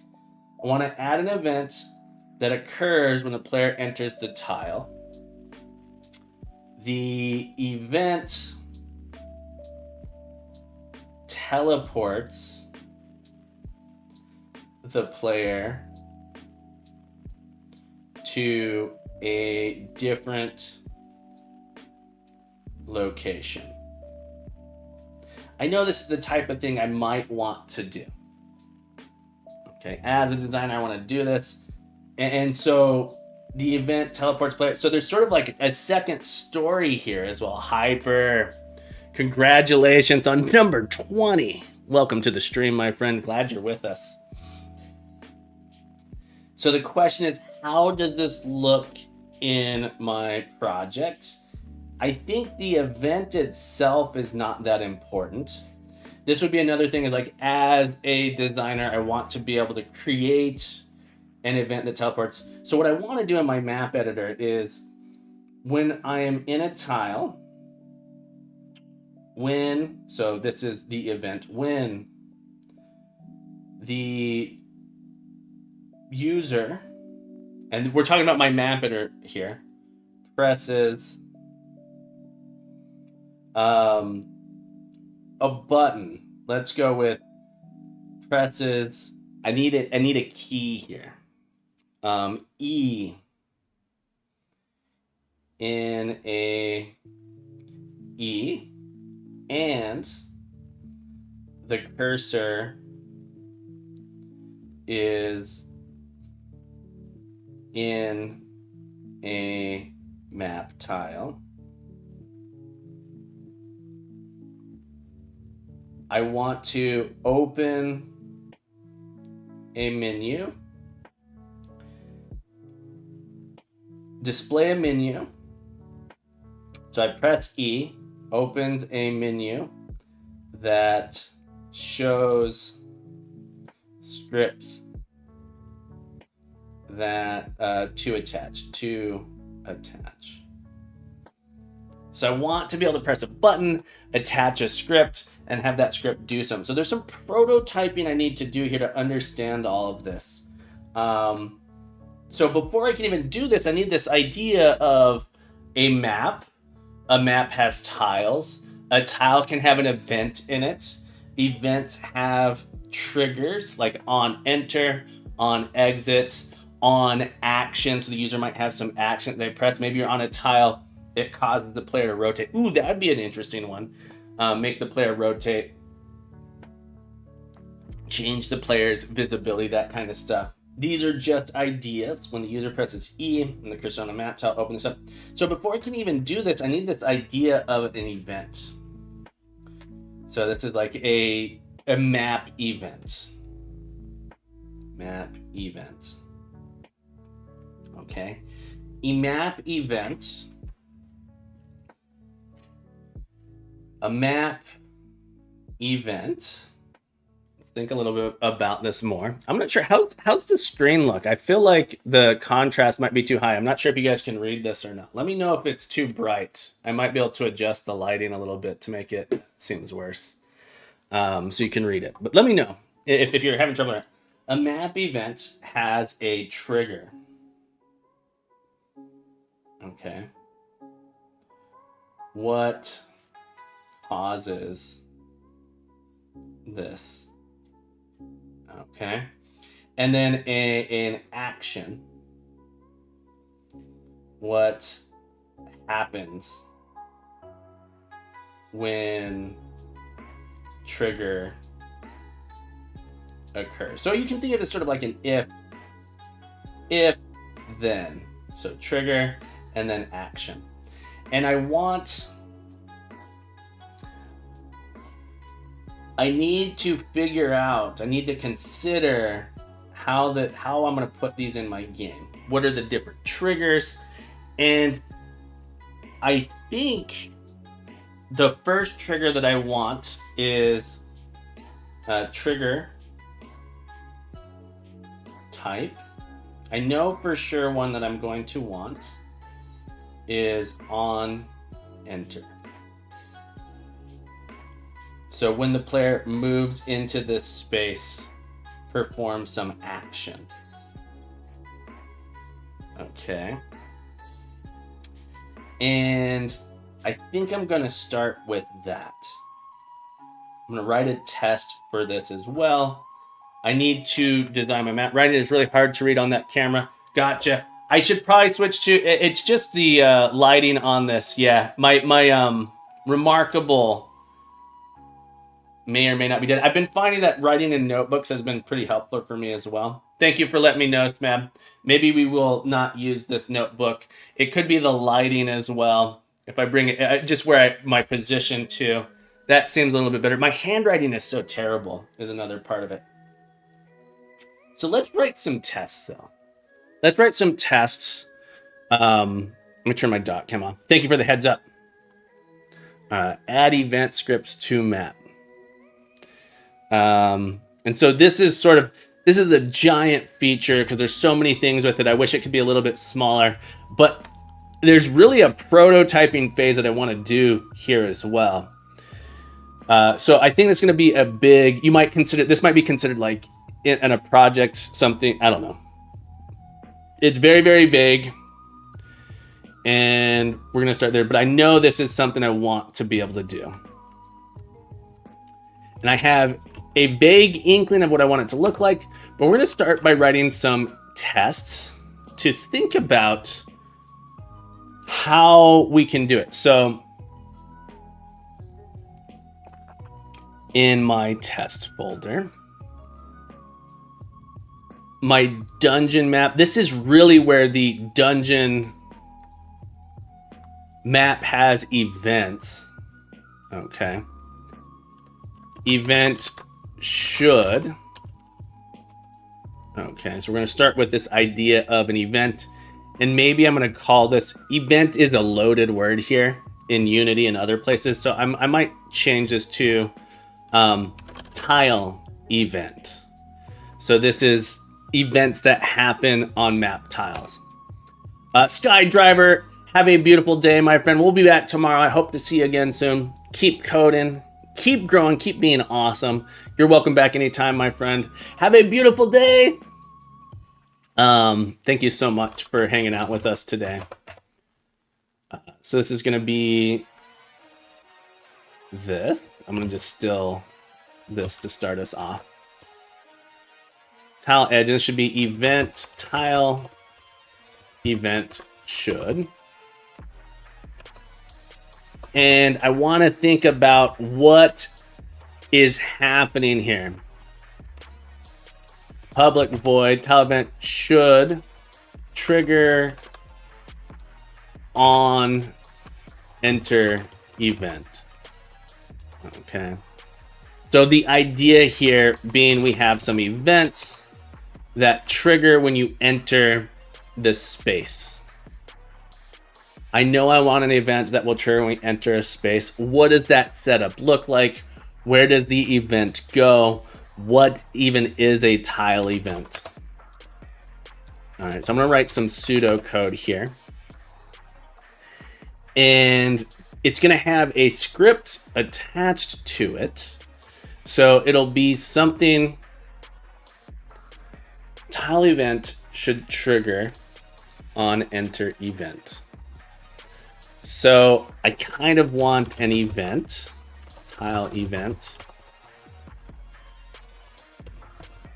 event is going to be, and there's going to be a trigger, event trigger dot on enter. So when we enter this, and then there's going to be a Lua script attached to it. Lua script. I think this is what I want. The Lua script attached to it, or this idea of an action, Lua script action might be what it's called, but there's this idea of an action that occurs. This may need some mocking to understand what's happening there. So we have our event. We need to have a map as well. Dungeon tile map. Map. And what we'll do is have this be something like this, and then map dot add event position new position 0 1, and then we have a player move into that position. So we need a player to move into that position. What is the code that is called? Yeah, what does the code look like that's going to execute here?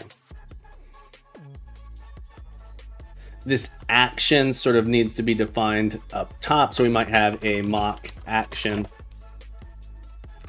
action here. Is something action dot on triggered. Yeah. So there's a little bit of something here that we need to know that this event occurred, that it ran this event. So this will probably be our action here. We're gonna set up here. We give this tile map an event.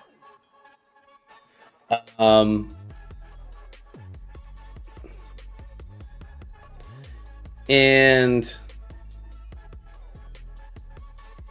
our player moves. What does it look like to have our player move?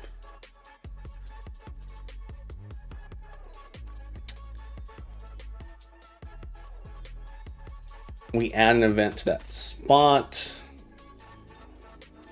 It's almost like that event. It's more. So this is where, like, trying to write this test is tell me a little bit more about these things. So it's almost like an event should have like a is triggered given a game state to and from, or some game state, it gets triggered by something. We have a map. That map's going to have that event. Map, I think, might need... The player doesn't... In there, there's like a game state. This is where like the player position, player transition.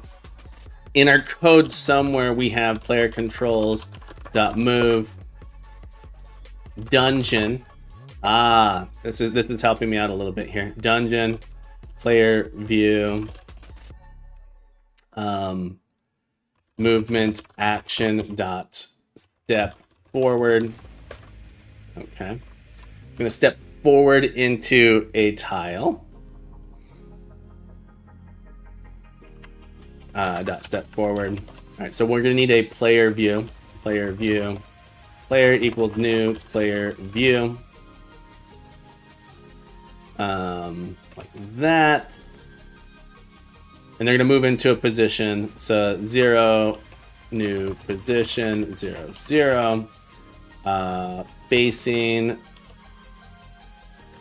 dot south, because if they step forward, that would be the thing that moves them into that position. Step south.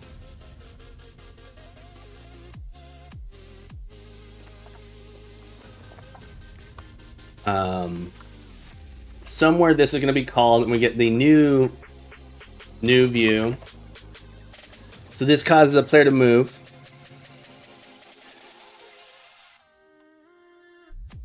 And then we need to check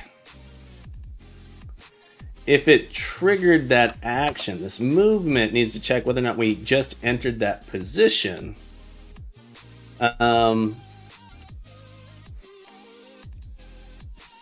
Did we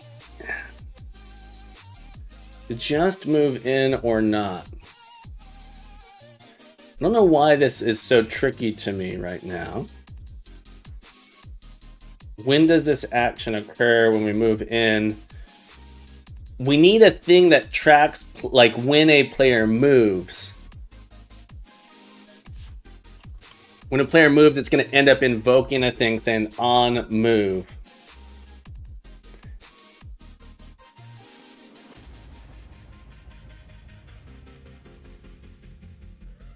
Yeah, this is interesting. I don't know what this code looks like. Let me look at my dungeon crawler here. Let me see if I can understand it. In my crawling mode, that's where we do this movement.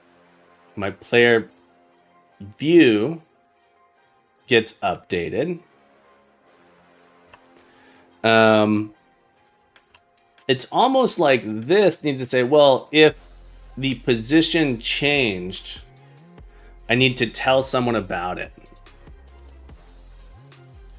So my player view, I need to be able to watch if my player view changes. So this player view controller is going to notify someone if the position changed. So I need, in sort of my game controller, there's an event that says player moved, player position change, player moved. Okay. And that needs to happen. So we have this map, and we'll do a map dot player entered. And then we're going to give them a new position here. 0, 1. And there's like this result that happens here. Maybe even a get on entered triggers. Because our players are going to move. So I actually don't need this. Something else is going to call this and pass in the new player state. So there's not even a map, but something that has the map. Dungeon. This might be where my dungeon crawler type exists. Dungeon. And that's sort of what I have, my crawling. Crawling mode. Controller. I need something to say when my player, it needs to know when my player moves. There might even just be an event manager. I ask, hey, give me the events. Smab, welcome to Lurk Mode. Thank you so much for hanging out. Enjoy the rest of your day, my friend. Or she also, welcome to the stream. Good morning. I hope you're having a beautiful day. Thank you for popping in. Happy Tuesday, my friend. Thinking about this. Yeah, this is interesting. I need to get my NLua into my Unity project as well.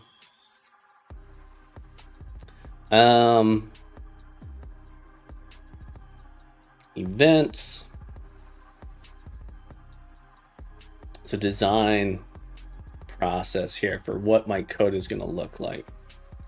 Dungeon tile map. Really, dungeon tile map, these are more of like our dungeon events. And we have positions, dungeon event, event map. So I have like my wall, map. All right, if we go look at my code here in my dungeon map, I have a wall map. There's going to be a regular map. Event map is going to be a thing that happens. And then we say, okay, well, we're going to add this event to that position. Maybe in an add event. And the event itself, yeah, this might make sense. We add an event to that tile at that position. We're going to have an extra event. And there's something else, the code when the player enters that position. After we move, our crawling mode controller will actually say, okay, well, if we actually moved, then we should do something with that. And our dungeon map will pull that out. Yeah, I think this is what I want. So what is the actual interface here? There's not that much here. Lance, I got my dictionaries working. Awesome. The character data, including skills and sub-skills for RPG systems are working. Can't wait for the next showcase. I'm looking forward to it too, Lance. April. We'll be doing it in April. No showcase this month.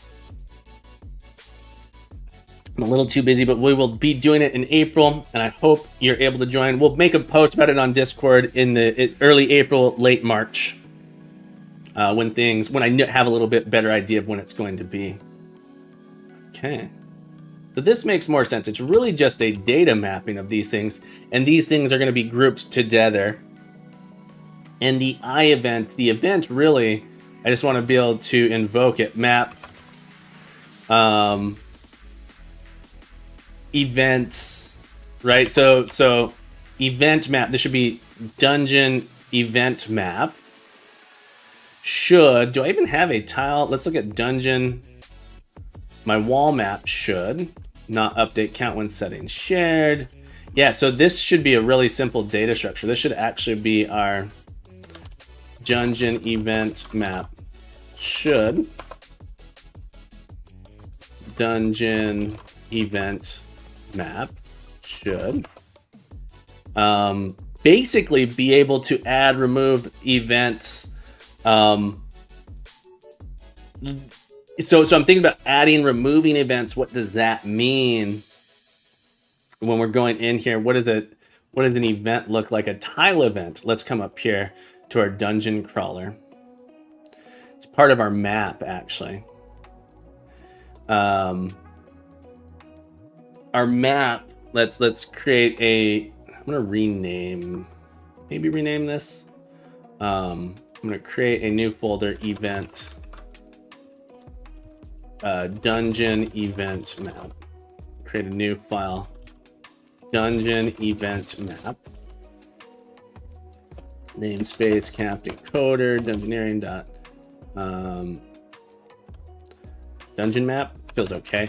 Our dungeon will have an event map within it as well. So it has walls, it has events. What does that look like? Public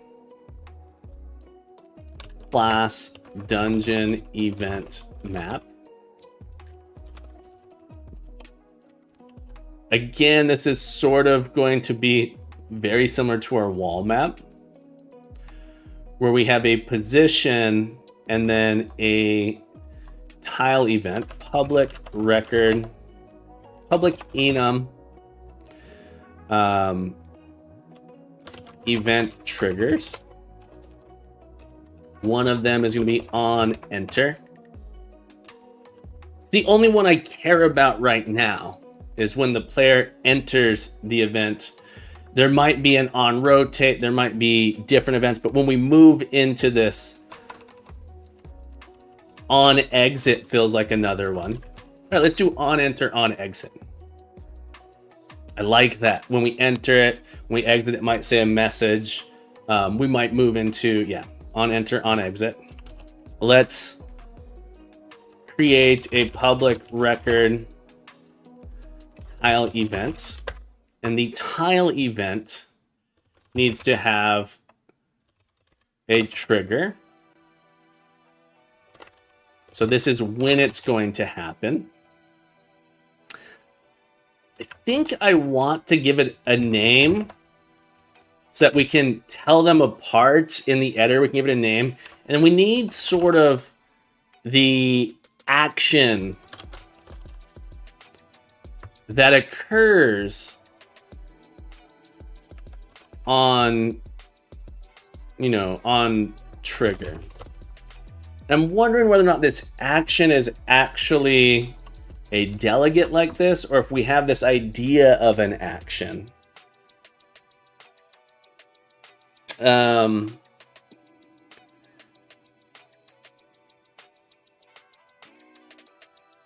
Because at the end of the day, I want these to call and execute a simple Lua script so that I can easily add these in.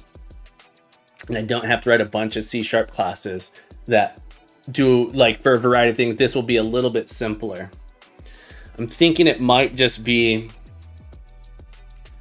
an IMap action, something along those lines. But I know that my dungeon map is going to have a mapping from positions to triggers. And a way to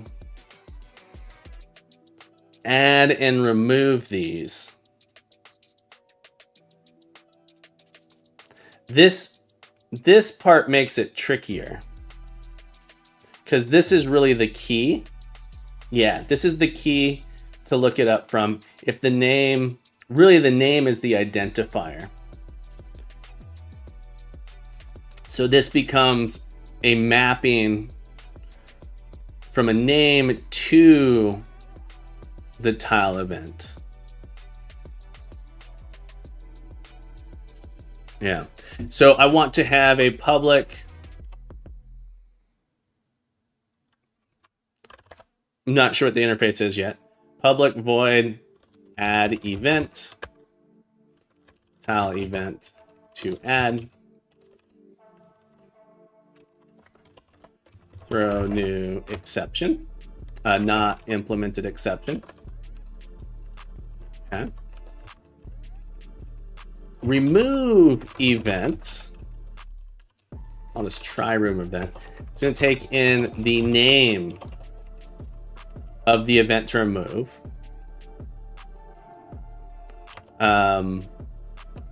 Like that.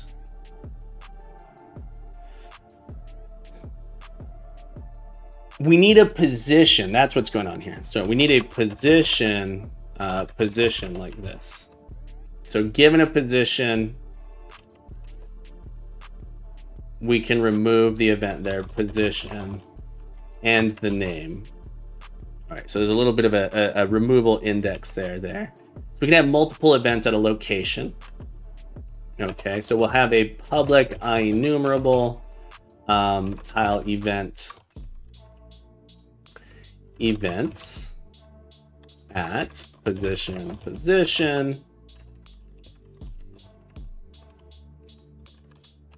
Okay.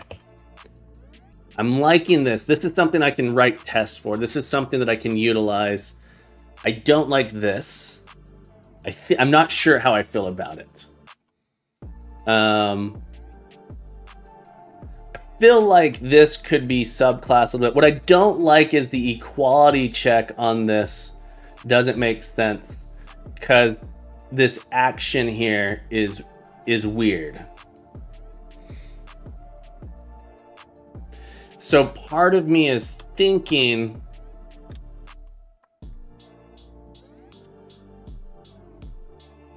what purpose is this serving? What is the purpose of a tile event? It is to encapsulate a thing. I can't serialize this. I need to be able to serialize. At the end of the day, I need to be able to serialize this thing. So this can't be this type of action. This actually has to be a different, yeah, this can't be this. This needs to be a tile, you know, a game action. Yeah. I need to be able to serialize this. This makes sense. Okay. So I'm glad I thought this through a little bit more. I can't do this. I could have an under the hood, have some core event that occurs, but I need to have, you know, this game event action. Make this abstract. And it's going to have a method that does perform invoke. Public abstract invoke, like this. So this needs to be an event action. On trigger. And we'll subclass this. The one that I want, the one that I'm thinking of, is a Lua event action string, and it's going to have our Lua script. And its action. So this will have its own. This we can another thing we're going to write a test for. Public override. Public void invoke. And this will just throw new exception, not implemented exception. This is something that can be serialized. If we wanted to have an action that like just teleports the player, we could make that action. That would be something that could be done. Okay, I like this Lua event action.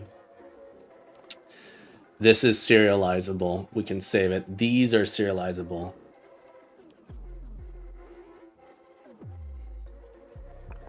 I need to, this is a thing I want to be able to do. There's context that we need to be able to pass into the Lua event action, I think. Or, yeah, there's like some game context. Invoke might need a game context.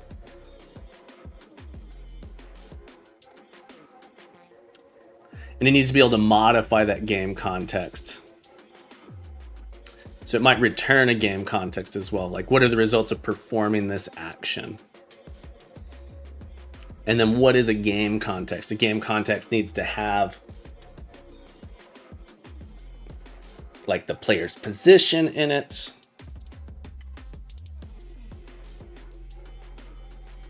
Yeah, it's interesting. Or at least be taking in some controllers that can do some things.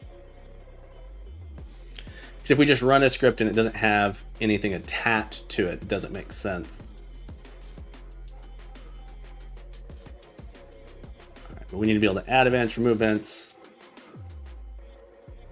put a script in there.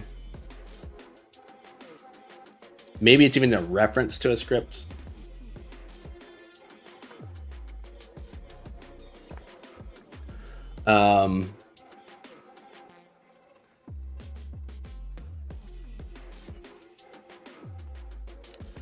Lua script action.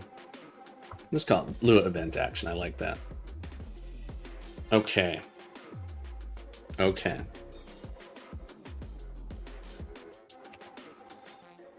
Yeah, we need some game context here. And I think I need to do a little bit of prototyping to understand how NLua works. Okay. And so I think we're going to start by getting this in here, doing some stuff, and then making sure this will work in a Unity context. This may not even be viable. Let's go ahead and Lua NuGet here. Is this the latest version? It is. It is Net Standard 2. We can do it there. Okay. Let's come into our dungeon map. Yeah, it's a little bit. This is interesting.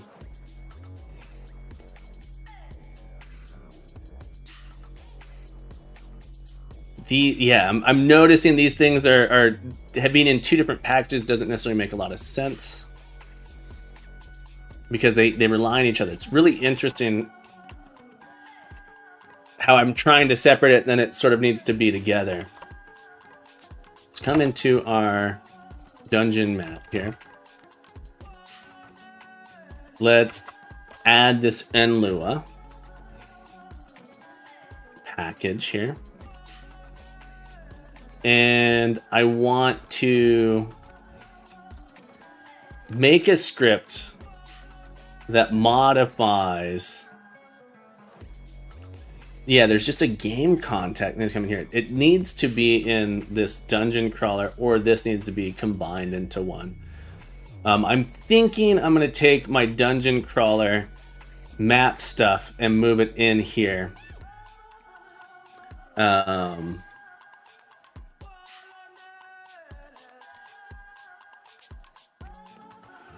Or dungeon event map needs to be a separate thing. That could be part of dungeon crawler, the walls, all of this stuff feels like it is contextually all related and sort of intermingled. Stolen Sword, thank you for the Aldo run. With this here,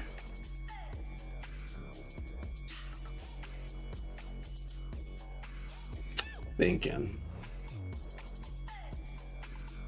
Gotta think through this a little bit more. I think I need to play around with this NLua thing separately for a moment to understand it.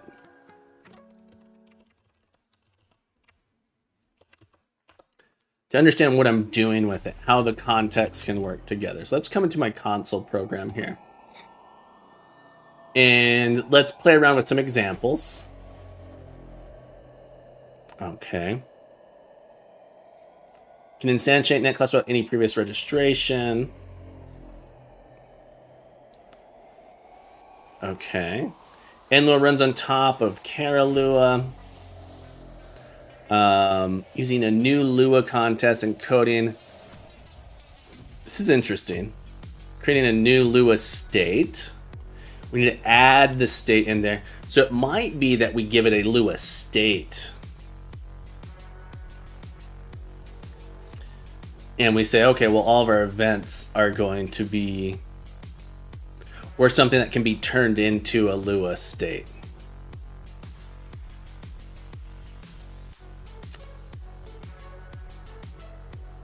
Using Lua, let's try something.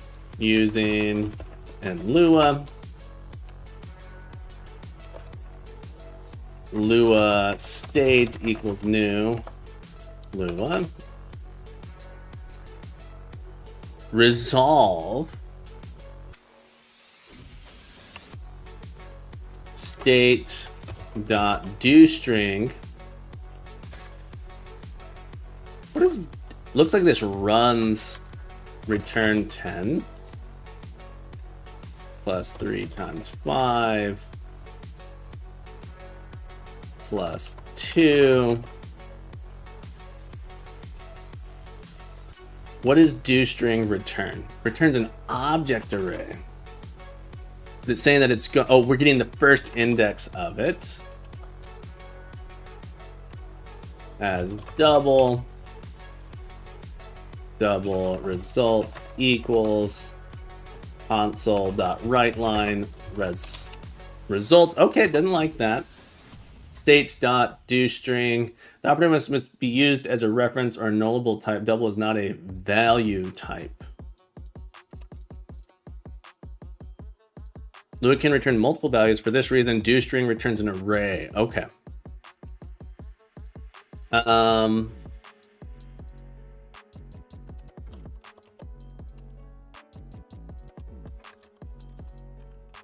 And I can't cast this to a double. Oh, I can, but I can't do as double. Okay, let's try a double here. Test this out. See if it crashes. Okay, unable to cast objects. So it's saying that it's going to be. Let's not cast it.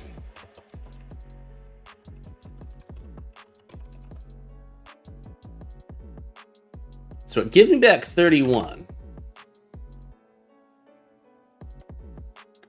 We can set variables inside. That's kind of cool. So we can do state x equals 7. And then we can use the x in here.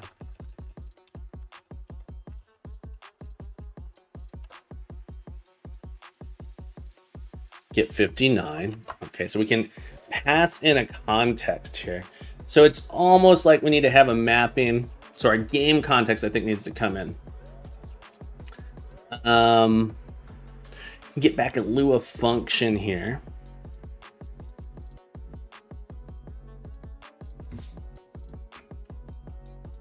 Yeah, I think we need a game context.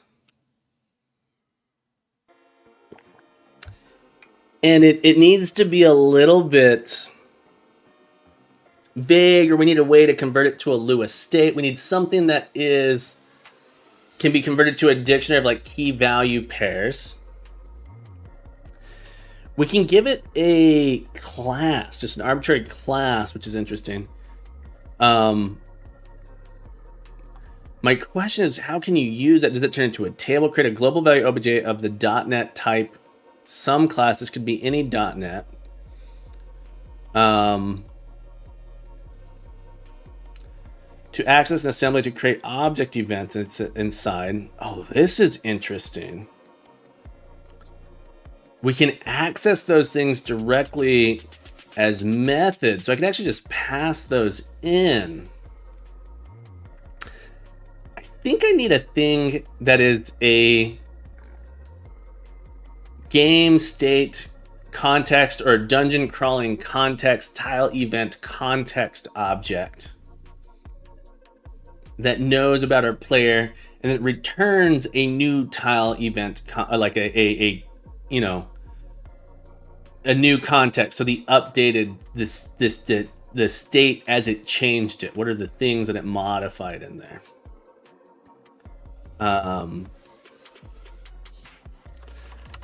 So what I might want to do is create an object here, class or record, position x int x int y.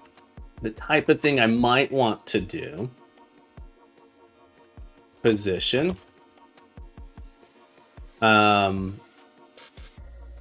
is equal to new position 5 7. So the question I have is, how do I add, because it's going to be a class at the end of the day. Let's try return position of x. I'm curious if this is what I do. Do I need to put a parenthesis at the end? Is this going to crash? Function arguments expected near end of file. Okay, so I need this. It might be what I want. I'm surprised it didn't do that. What if I do dot? Let's try just pause. See what happens here. Kilted Ninja, how are you today? How you doing, my friend? Kilted Ninja, how's it going? It's the man in hat. How's about that? Writing that code and educating chat. True story. It's a true story, my friend. Okay, we can do 5. Can I do... It's interesting. Can I return, like, construct a new position? Can I modify this? So I know position.x equals 6. Let's try this. Okay, I can modify. That's really interesting. So returning a new thing, console.writeLine. Let's create a position. This is really interesting. Position. Position equals new position 5 7. We're gonna make this our position. So this is good to know. It's gonna be our position like this. The result, what is the result? It's giving us back. Let's check this out. Results. And then pause. Doing very well. Vibes are high. Progress is good. That's crazy. That is crazy. We can modify these immutable records inside of Lua. That feels crazy and dangerous. Oh my goodness. That's wild to me. Doing very well. Vibes are high. Progress is good. Top of the world and all that. How's things? What are you working on today? Great question. We are working on, let's see if I broke anything. Let this build. We are working on our dungeon crawler tooling. All right, so we're building a dungeon crawler for our dungeon crawler jam. And we are looking at, one of the things I want to be able to do is add in events that are controlled by Lua scripts. So I'm playing around with this library in Lua here, and using that to this. Let's see, this will reload. I'll show you this here. I want to write scriptable events that can use Lua, so that way I can easily add events to my game. And I think what I really need to have in here. All right, let's see if this will run. Dungeon crawler Unity assembly is missing or incompatible. All right, I must have .NET build solution. I broke this because I added in this NLua library, and I need to move it over there as well. Let's take a look here. I forget, there's something I need to add in here to produce, copy these. So I need to do this in my dungeon map here. Let's do a build one more time, and then I need to add this into my Lua project here for my bin net standard.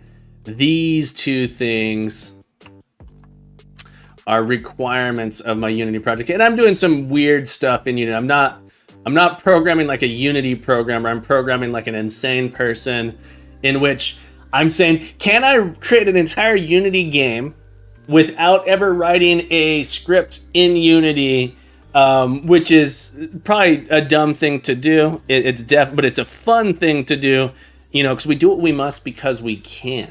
I learned that from GLaDOS. All right, so we're gonna create a new folder here. It's called NLua. And we're gonna add these into here. Solomon, welcome back. I'm using Unity as a renderer. I'm writing my code. I'm trying to write my code as close to pure C# as possible. See if this will build with that now. It seemed to be okay with that. Let's try .NET build one more time. Let's see if we can actually run this. But yeah, this is Unity here. And so this is what we have so far. So we have a dungeon crawler that we can use to... Oh, I'm strafing. That's what's going on. I'm so used to... All right, so we have a dungeon crawler here. Built a little bit of an engine. The movement controls are working. Yeah, old style. So I'm doing this for the Dungeon Crawler Jam 2024. One of my favorite genres of game. Absolutely. So we're just building out tooling to practice for the event, building out maybe a little bit of an engine. You'll notice my wall stuff isn't perfect yet. There's a lot to do. When you say laggy, I'm not sure what you mean. There's no, so if you're used to the old dungeon crawlers, it's instant teleport. When I press the movement, my player moves an entire space. There's no, it's jumping from one position to the next. Yeah, so notice my position here actually goes an entire space. When I press the movement, I move an entire space. There's no transition. One of the things that we'll probably add is a transitional move. So I'm not holding down the key to move. I tap the key to move a space. This is old style dungeon crawler grid-based movement. I hope that answered your question, Solomon. So this is what we're working on today. I am working on, this is super interesting to me. This is super interesting. I want to add Lua scripting support to my game to make it easy to edit my, like add events and stuff like that to my map. Last year I ended up having to do all kinds of, it felt like I had to do all kinds of crazy stuff. APOC, welcome back to the stream. I hope you're having a beautiful day. That said, it feels like I got to wrap up here because I have class starting. This is crazy to me. This is crazy to me that we can modify this. What the heck is happening under the hood that I can modify this? So this is telling me I actually need to pass in some sort of game controller. Context/game controller. Very old style, back with PCs, didn't really have dedicated. Yeah, exactly. So you can look at more examples of this here. So this is a game called Eye of the Beholder that we're seeing here, but this is the type of movement that they want you to have in this game jam. APOC, I hope you're having a beautiful day. All right, we're gonna have to wrap this up. This is super interesting to me. It modifies the backing field. That's crazy. That is so crazy to me. Okay, but I feel like we're making some progress. I got to wrap up for today. We're going to find someone to raid. All right, I'm open to suggestions if anyone has suggestions. I keep meaning to ask people before the end of the stream to help me find some. We're going to go raid Styx Colors, folks. All right, folks, we're going to raid Styx Colors. Thank you guys so much for hanging out. Thank you for being here. Let's give a raid call here. We're gonna say happy Tuesday. Show us your art. All right, so we're raiding Styx Colors, incredible artists. Twitch raid here. It's gonna be our raid message. Happy Tuesday, show us your art. So copy pasta that. We're gonna go give Styx Color raid. Thank you guys for hanging out. Remember to keep coding, remember to keep growing, remember to keep being the best you can be. You're welcome back anytime. Absolutely, absolutely anytime. I will see you guys tomorrow. Have a beautiful day. I'll see you then. Bye-bye. Duke was here, it's true. See you guys tomorrow. Bye.